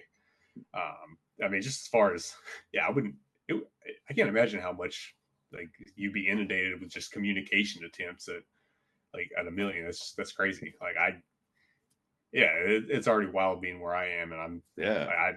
I have more people trying to talk to me than I can possibly deal with. Yeah, I'm sure. Obviously, Like you said, you didn't trying see to my message from a year ago. I'm sure you get tons of yeah, them. yeah. I mean, trying to convert that. Yeah, now I'm trying to learn the business side of it and try to convert that into marketing, because apparently those aren't the same. Apparently, playing the algorithm and marketing aren't exactly the same thing. I didn't know that, but we're working on that. So So let's talk real quick about fasting. Then I want to get into your style lifting real quick. So is this new for you, the fasting you've been doing? Is this something you've been playing with recently? I mean, it's newer. I've been doing the intermittent fasting thing forever. I mean, I got into it back in the Martin Birkin days. You remember him? Oh yeah, lean gains for sure. Yeah, dude, that's where I got to it. So, Me too. yeah, Like, I was so in you're it early. before. What's that name? The fellow who thinks he's Bullet, Batman. bulletproof? Um, Asprey? no, not what's his name? The guy who cosplays as Batman always has like some skinny chick on it, in his marketing. I What's his don't know. name? Is he? Why why am I I don't know that. Grego Gallagher? Yeah, Grego Gallagher. Yeah, Oh, I was in I've on never the seen that guy. I've never seen anything. I remember Dave Asprey made it real popular, the bulletproof guy after Lean Gains was the mhm. first. Yeah, Lean Gains was the man. Yeah. No, I mean back in the day, Greg. I'm not hating that hard, because I mean for where he's at, Greg puts out fairly good information. But yeah, he pretty much copied like Martin's plan, like word for word, but then added a bunch of really cool like American Psycho Batman imagery and got way more popular than Birkin ever was. But yeah, I tried that way back in the day, as is the case with most people. I initially loved it and thought it was going to Yeah. be the secret to easy leanness. And then, it's like, okay, well, actually, I can still eat just as many calories after a while after the adaptation period. And um, I tried one extended fast during that time, but after that, my bench press went way down. It was just like, now I know that was just like transient, but you get worried about muscle loss. Like, oh God, I'm weak. I'm never going to do this again. Didn't do it again for like 10 years. But then, yeah, recently, probably like what, 2022, I started experimenting a little bit with like 2 day fasts again, and it worked a little bit better. And then kind of made that my primary cutting strategy when And in what was your goal with 2023. this? Is it health wise or just fucking around or what's the main No, I'm just goal? trying to get lean as easy as Okay. possible. Yeah. No, I mean, health. I don't like to focus on health too much, just because it's like there's so much space for fuckery there. You're not going to find out. I mean, sure, you can track whatever biometric or whatnot, but you're not going to find out how long you live until you die. And it's so many people in the fitness space are like telling themselves all these just those stories about how super healthy you are. Whereas fitness is way more measurable. Like you can see if you're actually making progress. And probably the guy who's got low body fat and is moving well and strong and has a lot of muscle mass is probably going to be pretty healthy, assuming he's not taking a ton of training to get there. So I would rather just focus on fitness and just let the health fall where it may. I mean, I like that there are potential benefits for that, and I certainly think that fasting is good for reducing inflammation. I'm like seeing the benefits in my joints, so for that purpose, I think it's good. I think it probably, with the extended fast, I think they probably have some kind of health restorative health benefits that are probably not found in regular calorie restriction. That's what the science based guys are all saying. Oh, fast. The only benefits to fasting are the ones from calorie restriction. And then you look at the studies, the meta analysis, and like the longest fast length included in the entire study is 24 hours, and like a bunch of stuff that isn't even actually fasting was included too. And then if you actually look at the literature, the only like the studies that are showing that, hey, these things happen that are not part of regular calorie restriction, that happens like 3 days. And I mean, this is all very preliminary data. It's not well studied. Gee, I wonder why, because there's no freaking money in it. I'm trying to write a little like ebook guide on it to hopefully make some money out of it. But I'm not going to make nearly as much as the people who are selling Pharmaceuticals. macro tracking apps or Ozempic or whatever, right? Maybe I'll make some money, but it's not going to be right. So like it's not a mystery why fasting hasn't been studied as much. But yeah. I mean, I treat all that mostly as bonus. To me, it's just like if I can lose, let's just compared to like standard 500 calorie a day deficit. That's like a month and a half. I can lose a month and a half's worth of fat in 6 days, and those 6 days are not going to be that bad. They're not going to be easy. I'm not going to be, oh, I'm so enlightened, I feel wonderful, this is the best thing that's ever happened to me. Like And this is just water only? I mean, coffee element, but yeah, water. Any what is it, any like BCAs, EAs at all? Nothing like that, right? I mean, well, when I use sometimes I'll use elements, sometimes I'll use it's Mark Bell's, I forget what they call it. Mark Bell's company produces like a competitor, and that one has BCAs. I don't really notice the difference, but Mark's is cheaper, so I try to use that. But sometimes I have to use Element because it's on Amazon, so I can get it like Prime real quick if I need it. But yeah, I haven't noticed any like difference with that. But yeah, like, it's like what I found is it like the suck and difficulty of it normalizes down to about what I would equate to like a 1,000 calorie a day deficit. So maybe a rate that wouldn't have me losing like 2 pounds a week or maybe a little more normally, but it doesn't go all the way down. Like a protein sparing modified fast is way worse. Or, like 1,000 calories a day. That's like peak misery, right? Getting into like the ultra low calorie but not fasting, because it bottoms out, and then you like the first day kind of sucks, but then you hit kind of your hunger goes down, your cravings go down. It's not. I'm not saying it's wonderful and like woo, like I feel so enlightened and spiritual, I'm better than you, but it like I mean your fat loss per suck ratio is really freaking good. Like you just have to grit through like a couple days, and you made weeks worth of progress. I mean that's pretty sick, right? And then a benefit that I'm kind of scared to, but I'm also kind of interested in is, okay, can we apply this to bulks? Can I bulk for a while and then just strip off the fat in like a week, or like not even a week, maybe like I bulk for a while, do like a 3-day fast. Now I'm like reset back to where I was. I don't know if that's true. I'm kind of scared because I don't want to like not make gains, but like it would be kind of sick if you could just like bulk and then like really quick like drop all the fat you gained and then bulk again. I don't know if that's possible. It may not be possible. You remember John Meadows, right? Of course, I'm assuming you knew John Meadows. Yeah, so he was the only bodybuilder I've ever heard talk about fasting. I love fasting, and he had a protocol where he would do recommend 24-hour day, like once a week, 24-hour fast on your bulking phase. And he said, just go 24 hours once a week, let the digestion clear out, let all that chill a little bit. And, 3 might be a little much if you're bulking, but I'm sure you can manage it, if you just eat a little more in that off time. But I love fasting. I actually looked my best ever on stage when I implemented a lot of fasting. And now that I've had coaches, they're not fucking big on fasting. So like I haven't done it, but it's like, man, I really brought out some details, and I didn't look stringier. I didn't lose any muscle. You're still filling up at the end of it anyway. But yeah, I've been a huge fan with fast for years. And I usually do it like a lot at the beginning of prep, and then I kind of dial it down to where I don't do it like daily. I'll do like a big long one like once a week, maybe like a 20-hour, which is 1 meal. Obviously a little harder when we're pretty low calories the other times, but I do think that a lot of bodybuilders are just afraid, because you lose glycogen, you're going to lose some of your your roundness, Yeah. but you're not losing muscle. And like I saw you lift, you said you broke some PRs, right? I've broken a PR for poundage, but not for reps like you did. How do you feel like energy wise once you start working out after a fast? Do you feel more or like less invigorated? I mean, it's kind of hard to describe. Like, first of all, it wasn't always like that. That it took a lot of adaptation to be able to lift well on multi-day fast. Like I told you about my first experience with it, I was Yeah. weaker even after starting eating. I was weaker, so that scared me. But and that kept being the pattern. But then eventually I adapted to it. Now I would say it's like I have sometimes it's harder to focus and like figure out what I'm doing. I'll get confused. But then like when I actually apply myself to the exercise, I almost feel like I'm in a little bit more of a flow state. Like I feel like I can I start to pick up skills better. Like if I'm trying to practice something, Yeah. it I feel like it helps with my technique, which is a weird. I mean, this is you know complete nonsense or complete bro science, but it's what I've experienced. And yeah, I'm at the point where I don't really notice any real difference. In some cases, I feel like it works better. Could be reducing inflammations, making my joints happier because that's often a limitation. Yeah, I push hard, so a lot of times my joints aren't the happiest. Um, but yeah, that's what I've found. Yeah, and I mean, as far as like the 24 thing, I hate 24-hour fast to be honest with you, just because I feel like that's the worst part of it. If I'm going to do that much, I want to push forward and get to the good day because the next day like the first day sucks, but then you wake up the next day and you feel a little bit better. It starts to suck again around like the 4 or 5 day mark, but It sounds terrible.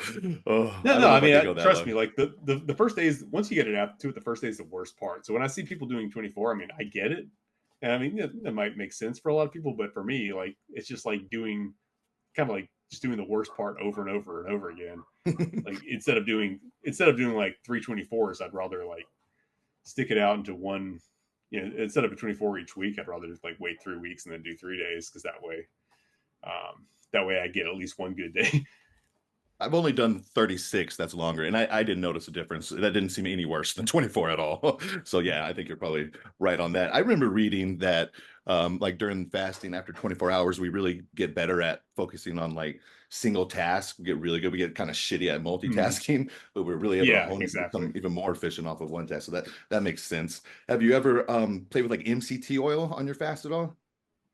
No, No. I've heard I about like it. I just never tried it. It's pretty cool. I like that. I feel like it definitely helps as far as obviously a little bit of energy. I don't know, technically it's not supposed to break the fast. Who knows? But I do know it converts to ketones kind of supposedly through your liver, so you do have a little bit better energy source. And I feel like sometimes when I did my other fast, I'm not using that. Like I'll use that on like a daily fast or something. But it's interesting to play with for sure. I think it can help you push your fast a little longer, and then maybe there's benefits to getting longer potentially.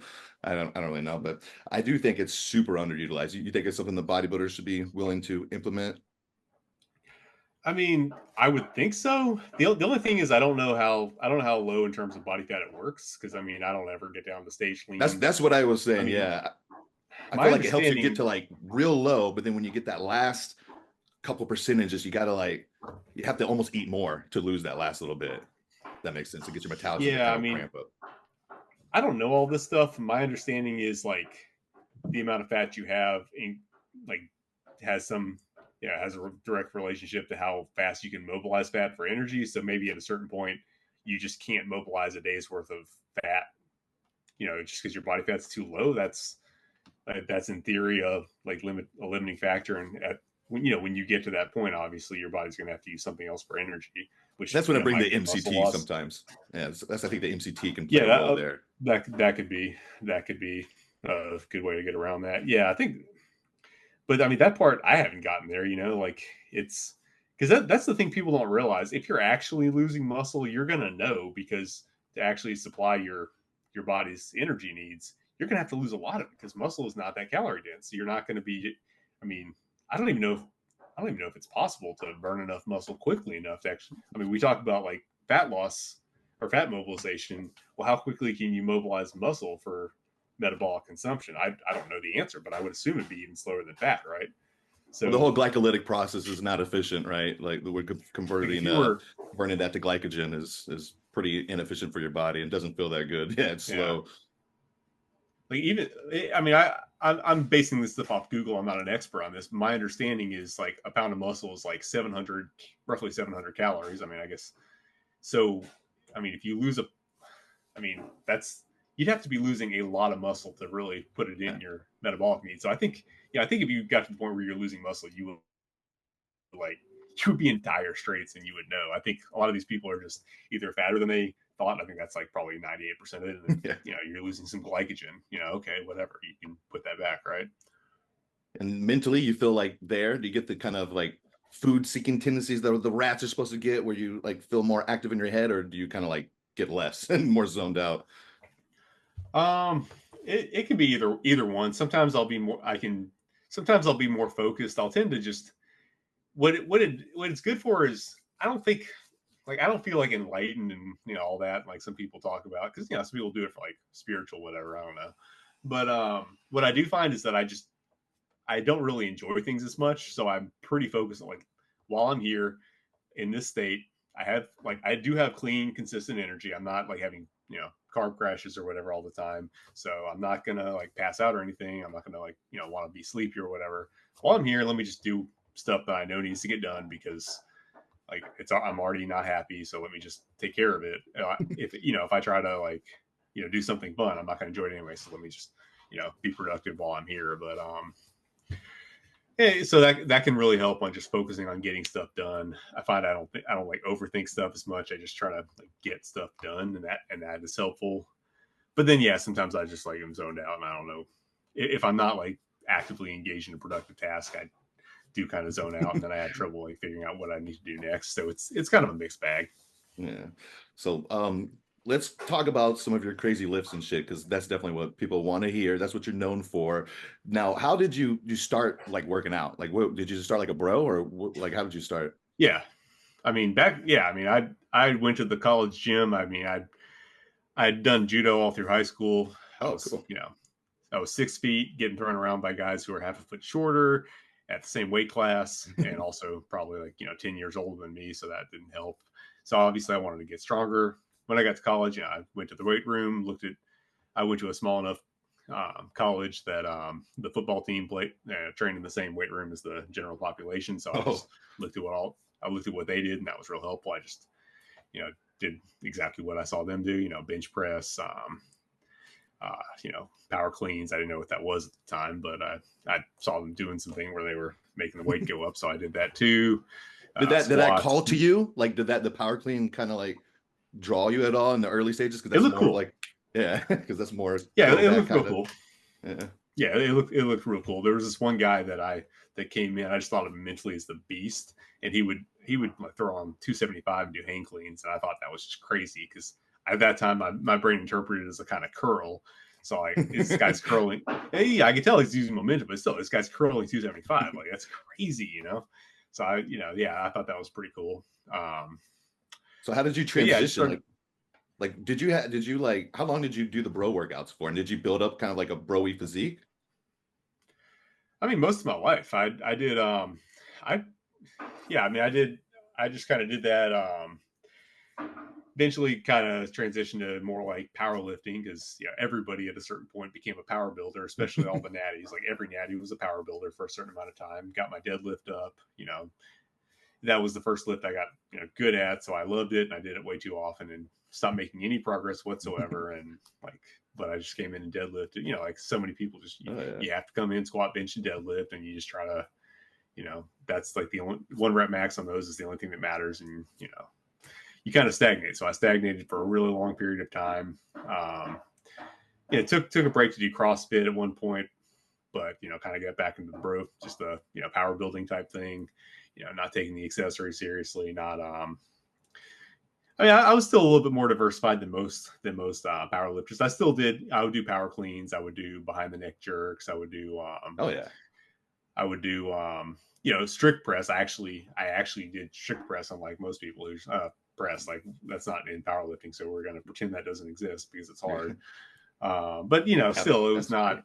I was not the most well-rounded individual. But Yeah, that's good. pull-ups, You obviously. you were though, like you said, compared to powerlifters. There's ain't no powerlifters who are hardcore doing behind the neck, jerks and stuff. So that's interesting that you kind of wanted to diversify that early Yeah, on. I mean, I read.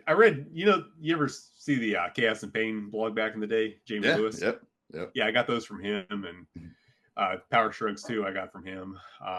That's what Trigilli was talking shit on you, right? That fucking clown.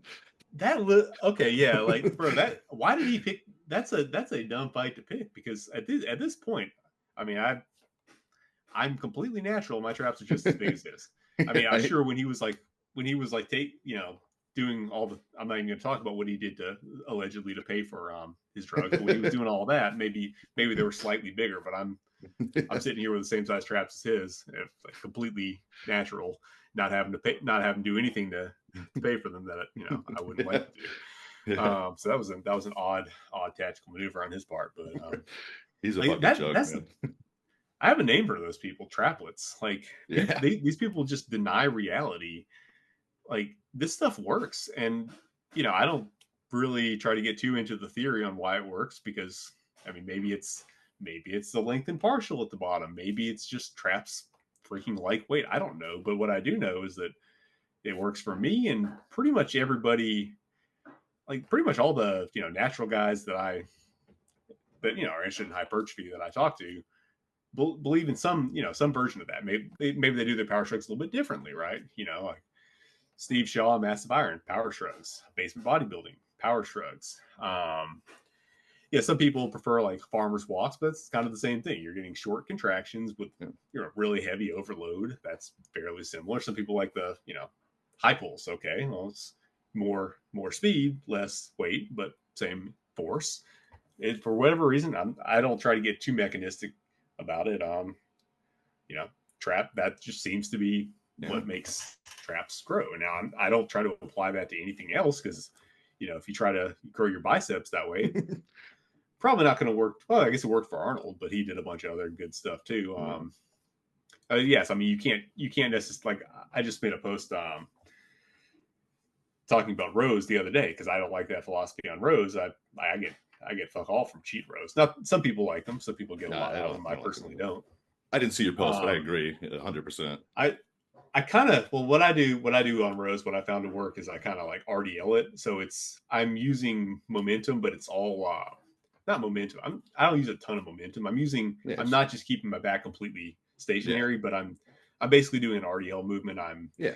I'm purely hinging and then extending in the spine. I'm not doing, so I'm doing kind of a little bit kind of like a modified golden ear Yeah. technique. So I'm extending and flexing with the spine, and then I'm using some hinging, but I try to make sure I'm using like zero quad drive. I feel like when I put quad drive into it, it's just like it's just throwing weight around for no purpose. But then if I'm Yeah. completely strict, it's like Yeah. I'm using like Yeah. a Find it. paperweight. So to me, it's kind of like an art, like a hinge or a flexy RDL row that just purely puts it in the posterior chain for whatever reason seems to work well with me. But yeah, like I don't like the cheat principle on a lot of stuff. Like I some exercises I'm super strict on. It's just, but sometimes you don't have to go into it with some grand unifying theory about how exercise has to be performed. Sometimes you just find something that works, and then maybe it's this little outlier that not everything else works like that. You're probably not going to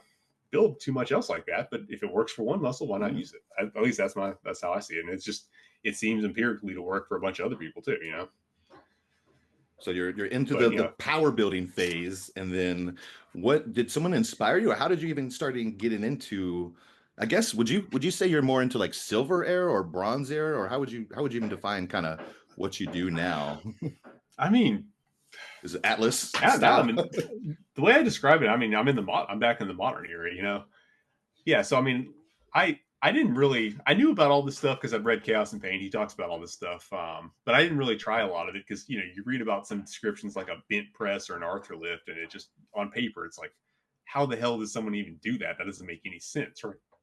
But then when the lockdowns hit in 2020, I used to train at the gym. I have to now be at home with just a barbell. So, well, I know all these old timers somehow were able to get a lot done with just a barbell. Let me start. I can't I just want to go deadlift every day, but I don't have enough plates to do that. I don't have a bench to bench press, so I still want to work out. I guess it's time for me to start looking into all this stuff the old timers were doing after all. And lo and behold, a lot of it worked really well. You know, changed things up. I started to make progress. I was one of these people. I didn't think I was at my natty limit because I knew I wasn't doing like everything, the best, but I thought I was like a lot closer than I was. It's like, do I really want to like, try for those extra little percentages that I could get? Okay. And then I start putting on like tons of muscles. Like, okay, I wasn't nearly as close as I thought. Let me look into this more. But I didn't end up just like getting into. I mean, so I got deep into just like old school everything for a while, but then my mentality kind of. I've never wanted to do like historical reenactment. Like, I'm not just trying to do stuff because it's old. Like, I want to do old stuff because it works. Because the way I look at it is like I'm natural. It's probably going to be good for me to learn a lot from natural lifters. Not that you can't learn naturals can't learn from enhanced lifters. That's not true at all. But it's going to be probably helpful to have a population that is natural. Might make some sense to look at what they were doing back when they didn't have that option. But my goal was always just like, let me see what there is to learn. And there's a ton of really good stuff there, and I did find a bunch of good stuff there. But I never wanted to just do it because it's old. Like, you can find a ton of old routines that I look at it, I don't want to do that. I want to find what was good in that era that's maybe been forgotten about, because I think fitness culture at that time was a lot more. It wasn't as mainstream, and the people that were serious about it were serious about it. It wasn't as much trying to appeal to just like the lowest common denominator. And then also at the same time you have, just correctly now, the top bodybuilders are a lot more risk averse because, let's face it, that's like the more gear you use, the more your ability to produce muscular force outstrips your connective tissue, and it pays to be more risk averse. But maybe when you take all that away, you can, there's a lot of value in some things that people may be avoiding now that are probably going to be perfectly safe and in fact extremely effective for natural. So I like the top things that if I had to list like the top exercises that I found from that era that are really helpful, obviously Jefferson curls. That was actually at least according to John Grumek, that was more popular among bodybuilders in the silver era, whereas conventional deadlifts were more seen as something to generate power more for strength athletes. So apparently, like, silver era bodybuilders were just straight up doing Jefferson curls, and you look at their backs were all extremely thick, extremely dense. That's one area that you don't see a lot of naturals that are super thick in the back now, but those guys could compete with a lot of the golden era guys. You look at John Grimmick's back. His thickness, he never got lean, but his thickness, and even a fairly high body fat, his thickness and detail was just, it was totally competitive with a lot of the golden era guys. Yeah. And certainly would be competitive with a lot of enhanced guys now. So I think I spoke to the results, and on the subject of backs, obviously pullovers. I think that I feel like that's something that just kind of got thrown away because it is harder to figure out the technique. You could easily experiment with it. I don't feel this right. I don't like it. And now everyone thinks some guy feels it in his triceps and pecs, and now it's just a pec and tricep exercise. It doesn't do anything. But I think if you're, not only is it effective for building muscle, but if back in the day, they'd start people out with that. So before you're doing all these heavy bench presses and everything, you're building a good foundation of shoulder mobility, and maybe balancing some of that stuff out. Like a lot of their stuff, I feel like they would start off. I know in the bronze era, the recommendations that I saw were to actually start with Jefferson curls, very light, and then move on to heavier exercises like deadlift. So you're building, you're not going heavy. No one said go heavy on it, but you're building some ability to move through a full range of motion, and then later applying that to shorter range motion. So I think that philosophy probably set people up for fewer injuries at that time. Everyone at that time could do behind the neck press without any issues.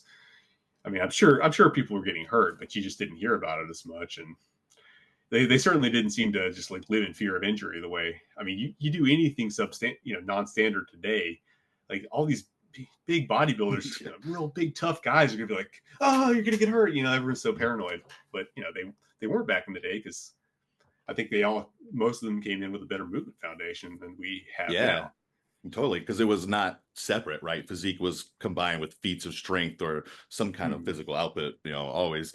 Are there any like specific like principles? I mean, obviously, like good range of motion from like the bronze silver era, you think that we may have lost a little bit that would be beneficial to kind of refocus on?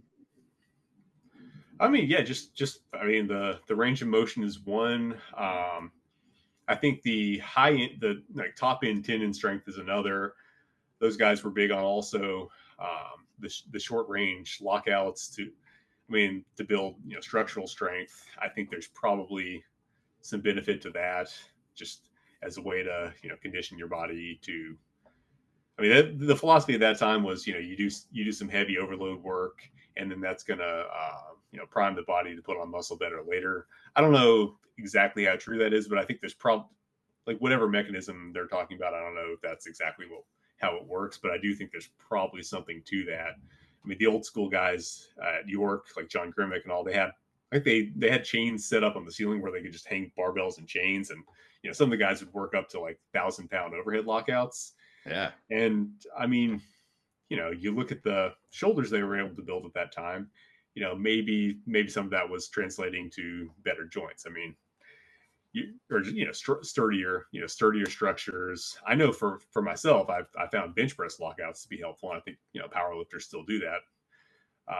Just kind of some full range, some short range stuff to build full range, but then also some long range stuff, so you get kind of the best of both worlds. Just instead of just focusing on whatever you think is most optimal to build muscle in the next 5 minutes, you know using the whole range of motion to develop good structure as well as range of motion, and obviously lots of hypertrophy.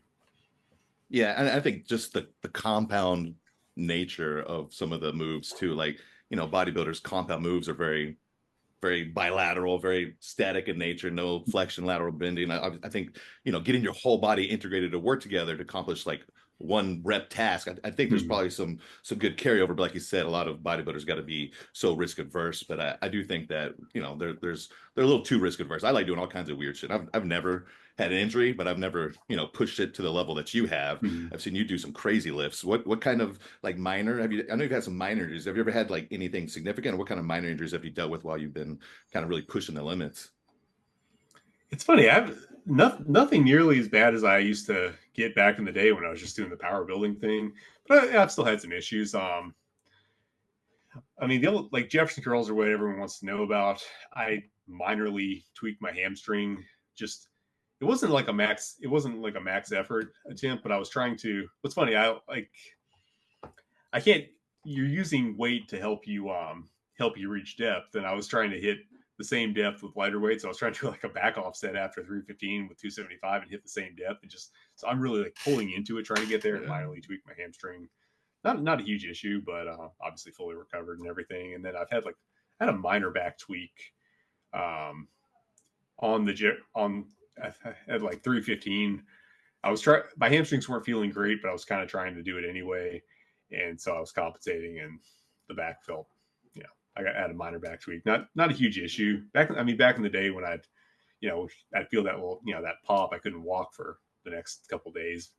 Now it's not such a big deal. But maybe I'm just not injuring it as much. Maybe I'm not using as much weight. Maybe it's a different injury. I don't know. I'm not an expert at that stuff, but nothing super severe. Nothing nearly as bad as what I used to get back in the day. It was not necessarily always from deadlifting or whatever. The dumbest one I ever got, I got injured in CrossFit doing 75-pound thrusters. That was sad. But what I think happened, like everyone's worried about flexion, but extension will get you too. And I think what had happened is a workout where you have handstand push-ups prior to Yeah. thrusters. So I think what happened Great was programming. I put my back into too much extension trying to get the hamstring or the handstand push-ups because I remember feeling like my back wasn't happy about that. And then went in the thrusters and somehow I can't walk the next day off 75 pounds, but it's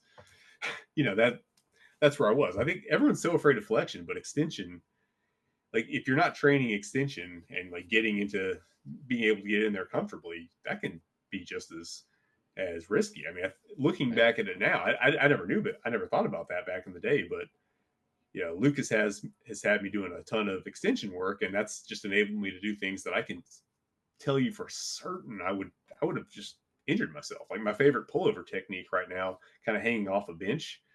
I promise you, I would if I did that, I'd probably pop my back the next day and not be able to walk if I hadn't been doing all this extension training. So I mean that can be just as dangerous. What else have I had? I've had a number of shoulder injuries, typically like upper bicep tendonitis, that keeps being a reoccurring theme. I'm trying to get my shoulders squared away, do all the rotation and everything.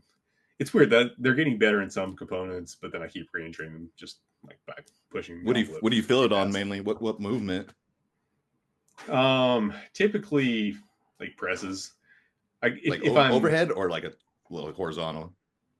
More horizontal? Right now, more horizontal right now, although overhead, it really depends on my positioning. But yeah, it's been the reverse as well. I've had times where I couldn't go overhead, and it seems like I keep my shoulders are kind of a weak point that I keep aggravating. Have you ever hurt yourself doing one of these crazy lifts? Like, you ever regret doing one of these? That's one of the questions. Have you ever like attempted one of these lifts and be like, fuck that? Why did I even try that? I mean, I haven't. The closest thing to that, I injured my wrist on a Turkish get up. It wasn't. I forget what the weight even was, but just if you try to bring it down too quickly and you catch your elbow and on the ground, you tweak your wrist. I mean, so that happened. Not a huge deal, but obviously I had to limit what I did for a while. But I haven't had any crazy injuries. Nothing even really as bad as it used to be for me. Ironically, in the new me, the worst I ever got injured, honestly, the worst I was ever disabled was just when I first started getting like really serious into stretching, and I started just like aggressively pulling myself into a pancake like for really long time as hard as I could. It's like, whatever, it's stretching, right? It's not going to hurt me. And then just in a couple days after, it just got worse and worse, and it eventually got to the point where I couldn't walk. Like, how am I going to get injured off a pancake stretch? But I had a barbell in front of me, so I'm anchoring the barbell with my feet and just yanking myself in as hard as I could. Like, that actually injured me worse than any of these. Yeah, you can do a fucking 315-pound Piper squat, but the stretch is what'll get you. I couldn't at that time, but and then I had nagging knee pain. That's probably the most valuable story to tell, because you start seeing all this this is around the time these Evertoes guys getting big, and a bunch of people are getting optimistic about all these knee exercises. So I'm starting to try them: sissy squats, reverse Nordics, pistols, all that good stuff. And I found that I could do them, but then every time I try to get into these deep knee angles, I could do it, but then I would get knee pain afterward. Not bad, but the more I keep doing it, the more I'd linger, and the more I'd do it, the longer I'd have to wait for it to go away. So it's getting to the point where I could do like reverse Nordics, make them look good, once every month maybe, or I could do like ass to grass squats with heel elevation, but I'd have to do it like every 3 weeks. So my knees are kind of like hanging in there. They're not bad. I'm not like a disabled person with bad knees, but I can feel that they're not good. Eventually I had to just like give up pretty much all that, start working on Spanish squats. Got those from Lucas, and man, what a godsend. I still use those for all my warm-ups on any kind of knee extension.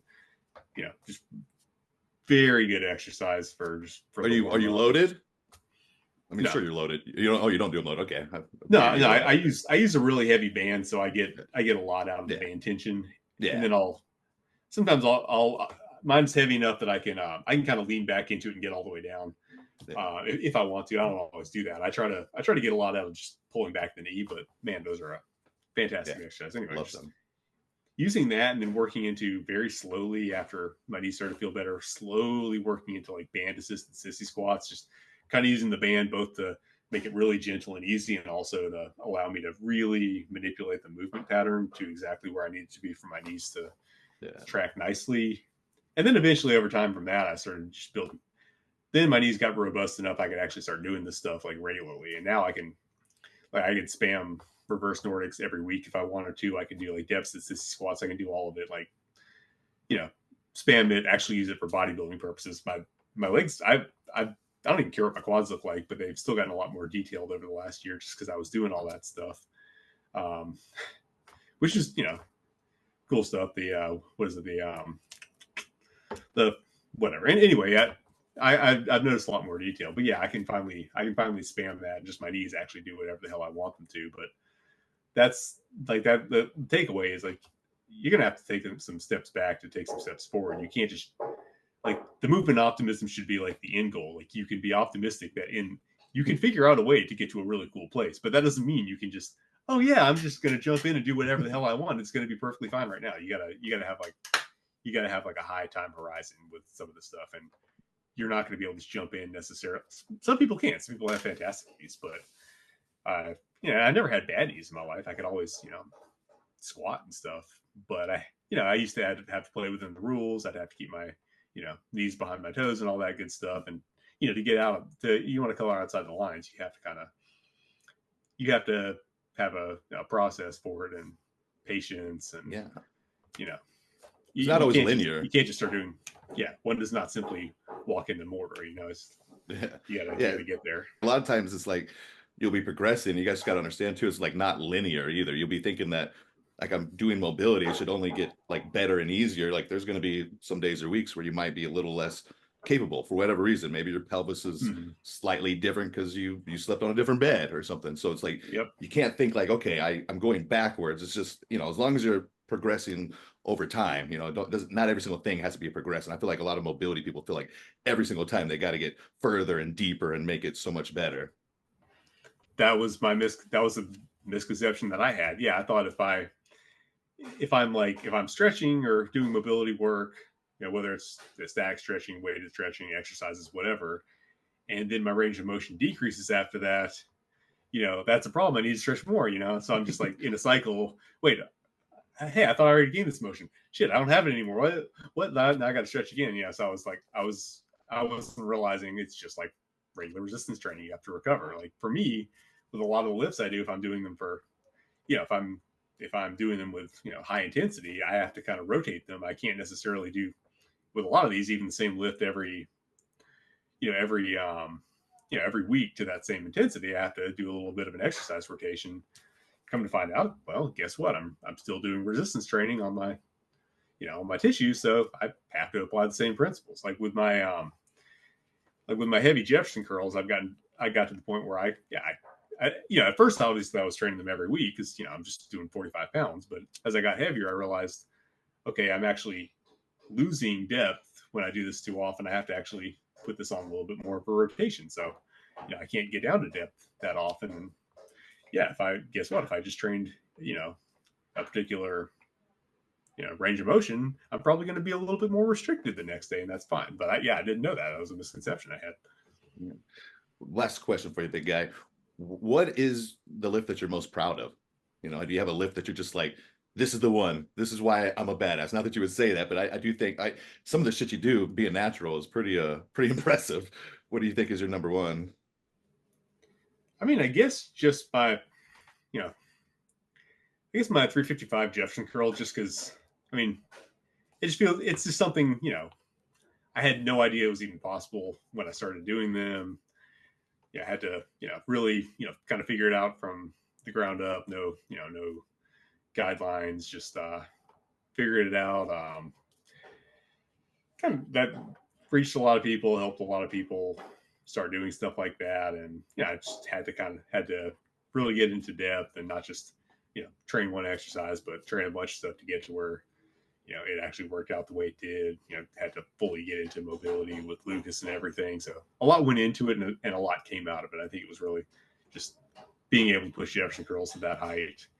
I think it showed a lot of people that, hey, I'm not trying to tell everyone, hey, you guys need to lift this heavy.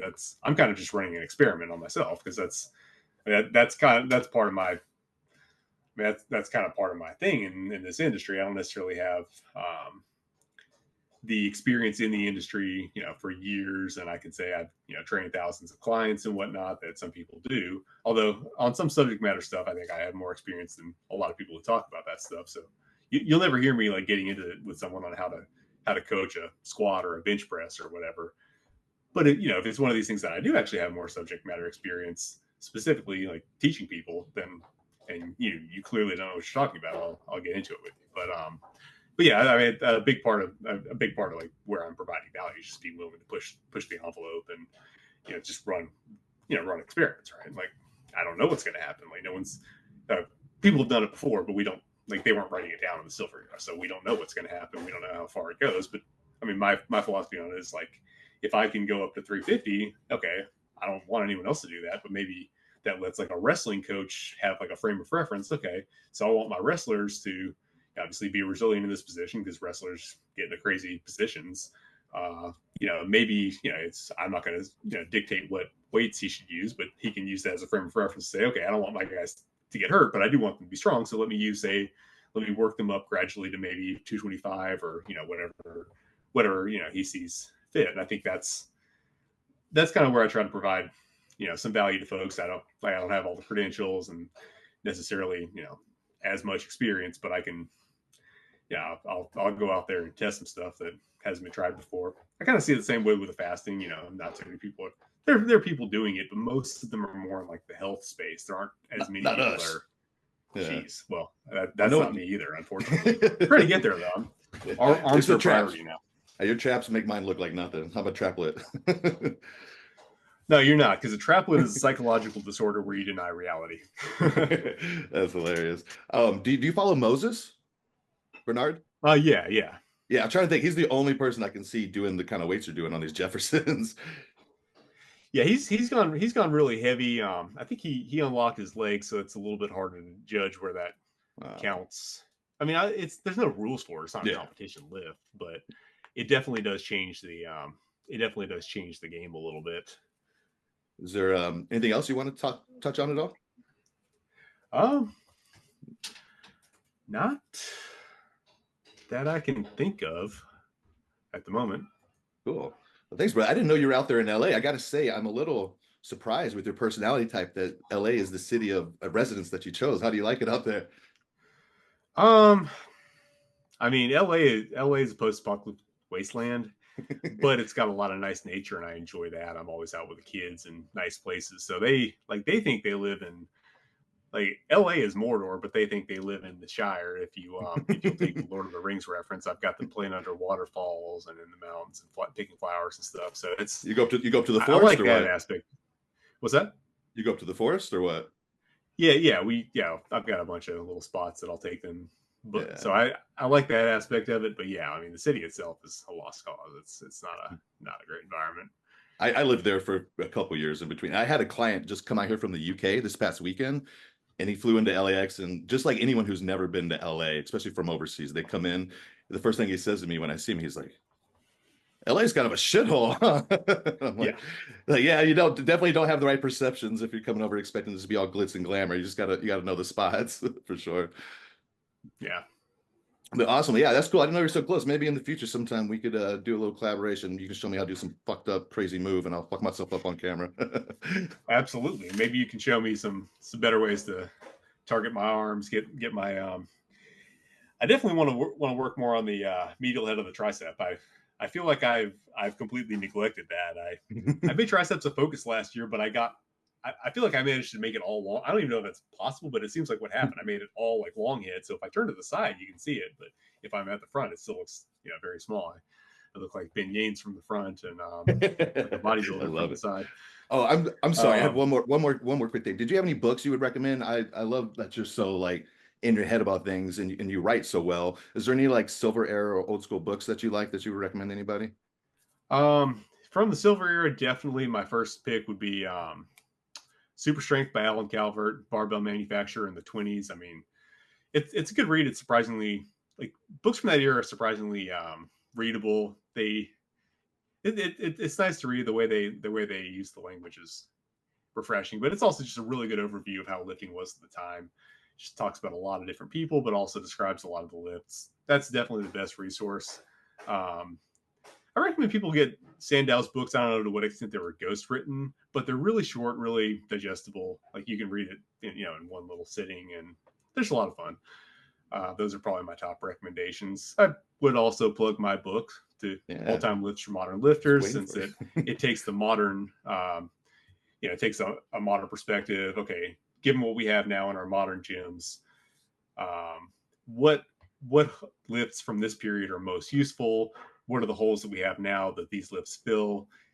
I talk about a ton of lifts in there. It's like 225 pages, but I try to structure it with a kind of a tier system towards the end to just show you which ones are most beneficial and direct readers to the most beneficial ones, and then just describe the pros and cons. So I'm not trying to be, oh, this stuff is all wonderful, everything old is good and everything new is bad. Just okay, these are the exercises you should go to more, and if you want, here's like this niche application. Like for example, the one hand snatch, not necessarily something everyone needs to do, but I think it's a really good entry point for explosive lifting because it scales better to technical commitment. You can do a pretty easy one hand power snatch without being a technique wizard. I think it's probably a great option for athletes who don't necessarily want to commit to learning like full squat snatches. To me, like the one hand snatch is way easier technically than the two hand snatch, but at the same time, you can make it the most technical lift there is by dropping into like a one hand squat snatch. I mean, back in the day, guys were doing like over 250 pounds in the one hand snatch. So you can scale it as far as you want. You can just do easy one hand snatch, or you can make it, you know, whatever you want. That's just kind of an example, but it's not going to be for everyone. I'll direct you to that. I'm not going to try to, you know, push anything just because I Yeah. like it. Nice. Well, awesome, man. Appreciate it so much. You're doing really cool stuff out there, definitely in a unique little niche. And I like how, like I said, you're not afraid to call out other influencers for, like being shitty. Yeah. So Well, a lot of thank them you need so it. much, man. If you ever need anything at all, Yeah. just let me Thanks a know. lot. I appreciate it. We'll do. Uh, awesome. Cool. Take it easy, bye. All right. See you later.